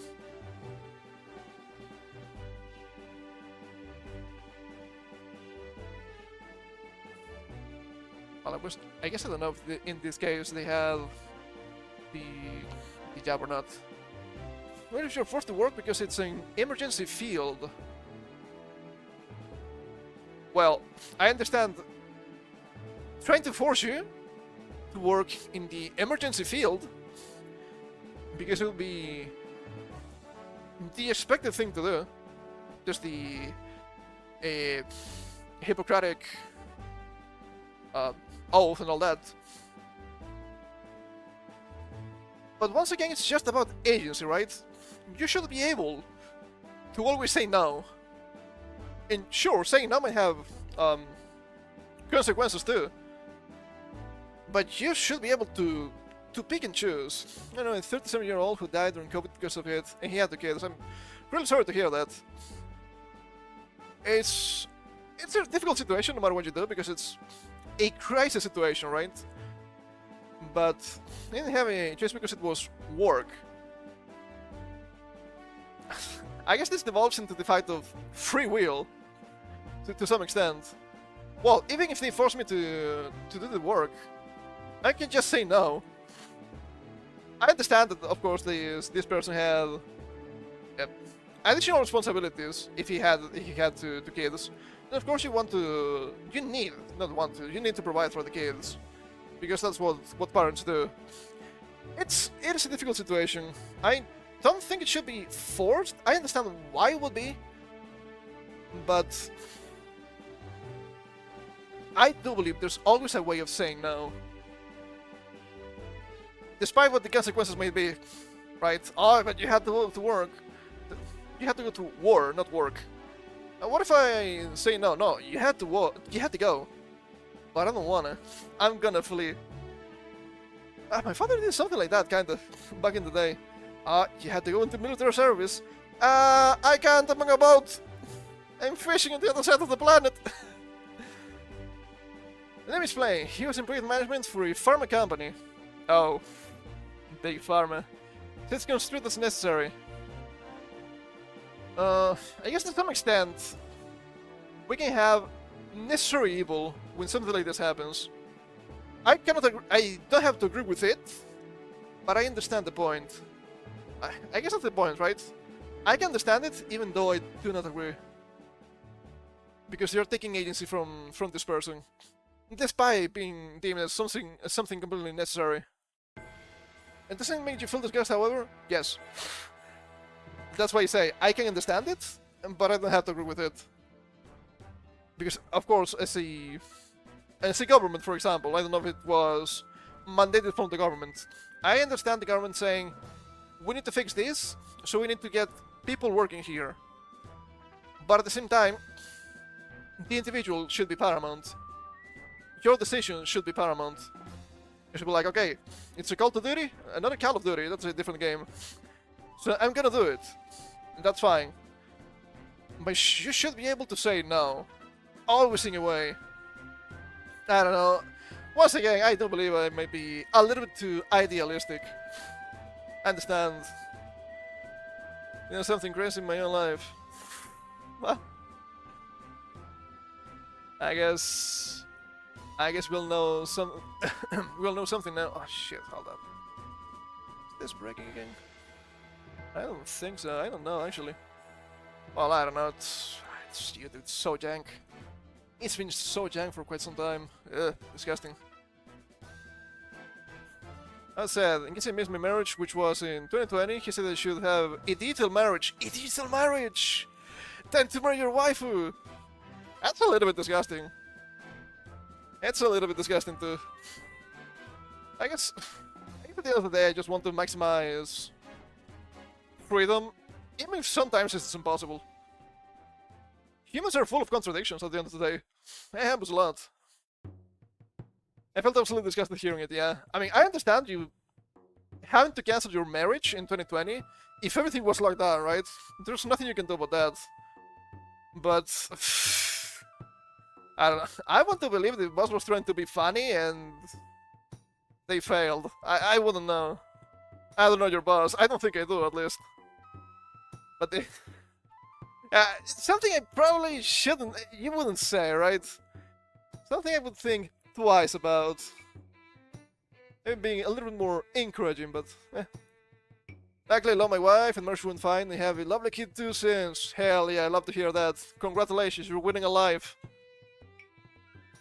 I just understand that you need a cohesive society. Even for somebody like me that lives on the fringes of said society. If it doesn't work properly, it also affects me. But I don't want to be the one to fix it, because I want to live still in the fringes. What can you do? Vote for me, the evil king. It's funny, you don't vote for kings. I could be a Dark Lord candidate, you wouldn't know that. Oh boy. Different to live in the edges. It depends. It's not for everybody, that's for sure. Some people are deranged like me and they enjoy it.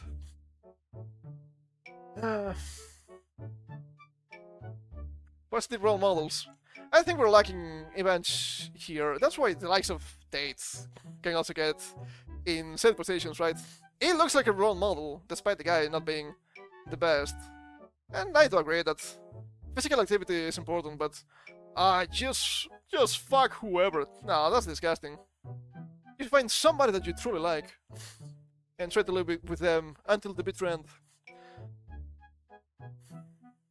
You joke because of the lightness of your commitments, perhaps. I joke to retain my my reason to some extent.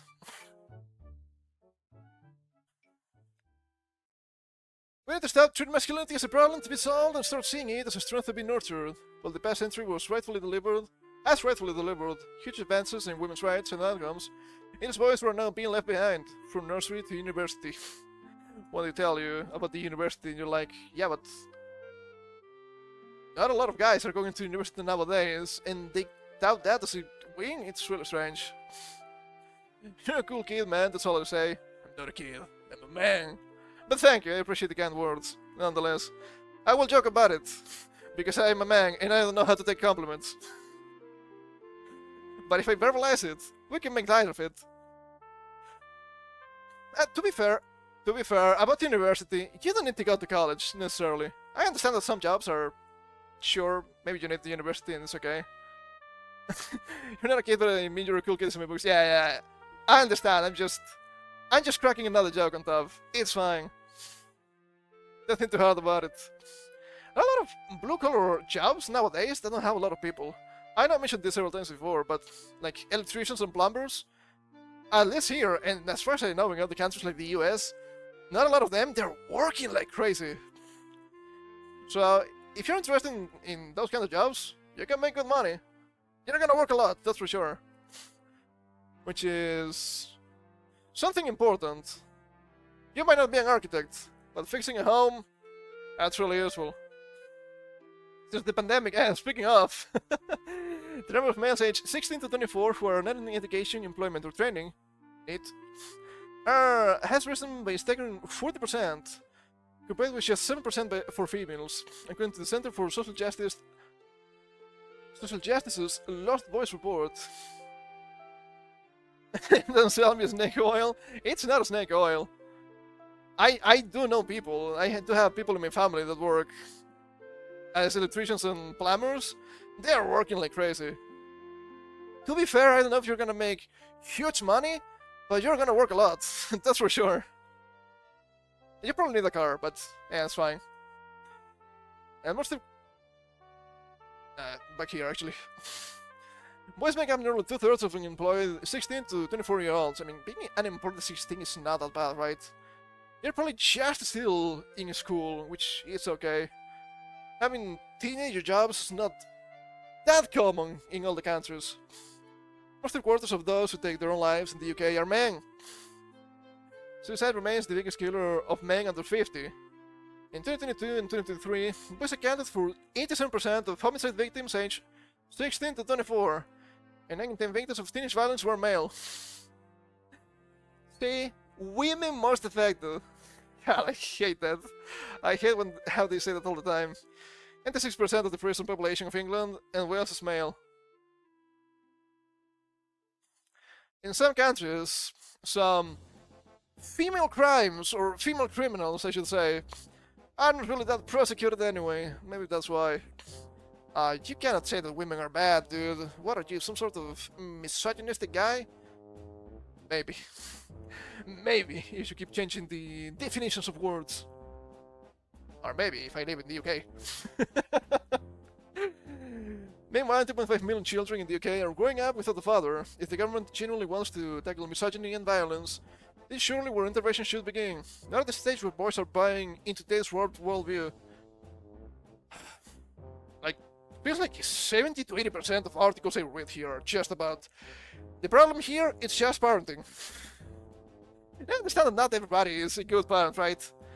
It's difficult to have kids. You don't know what you're doing. That's okay.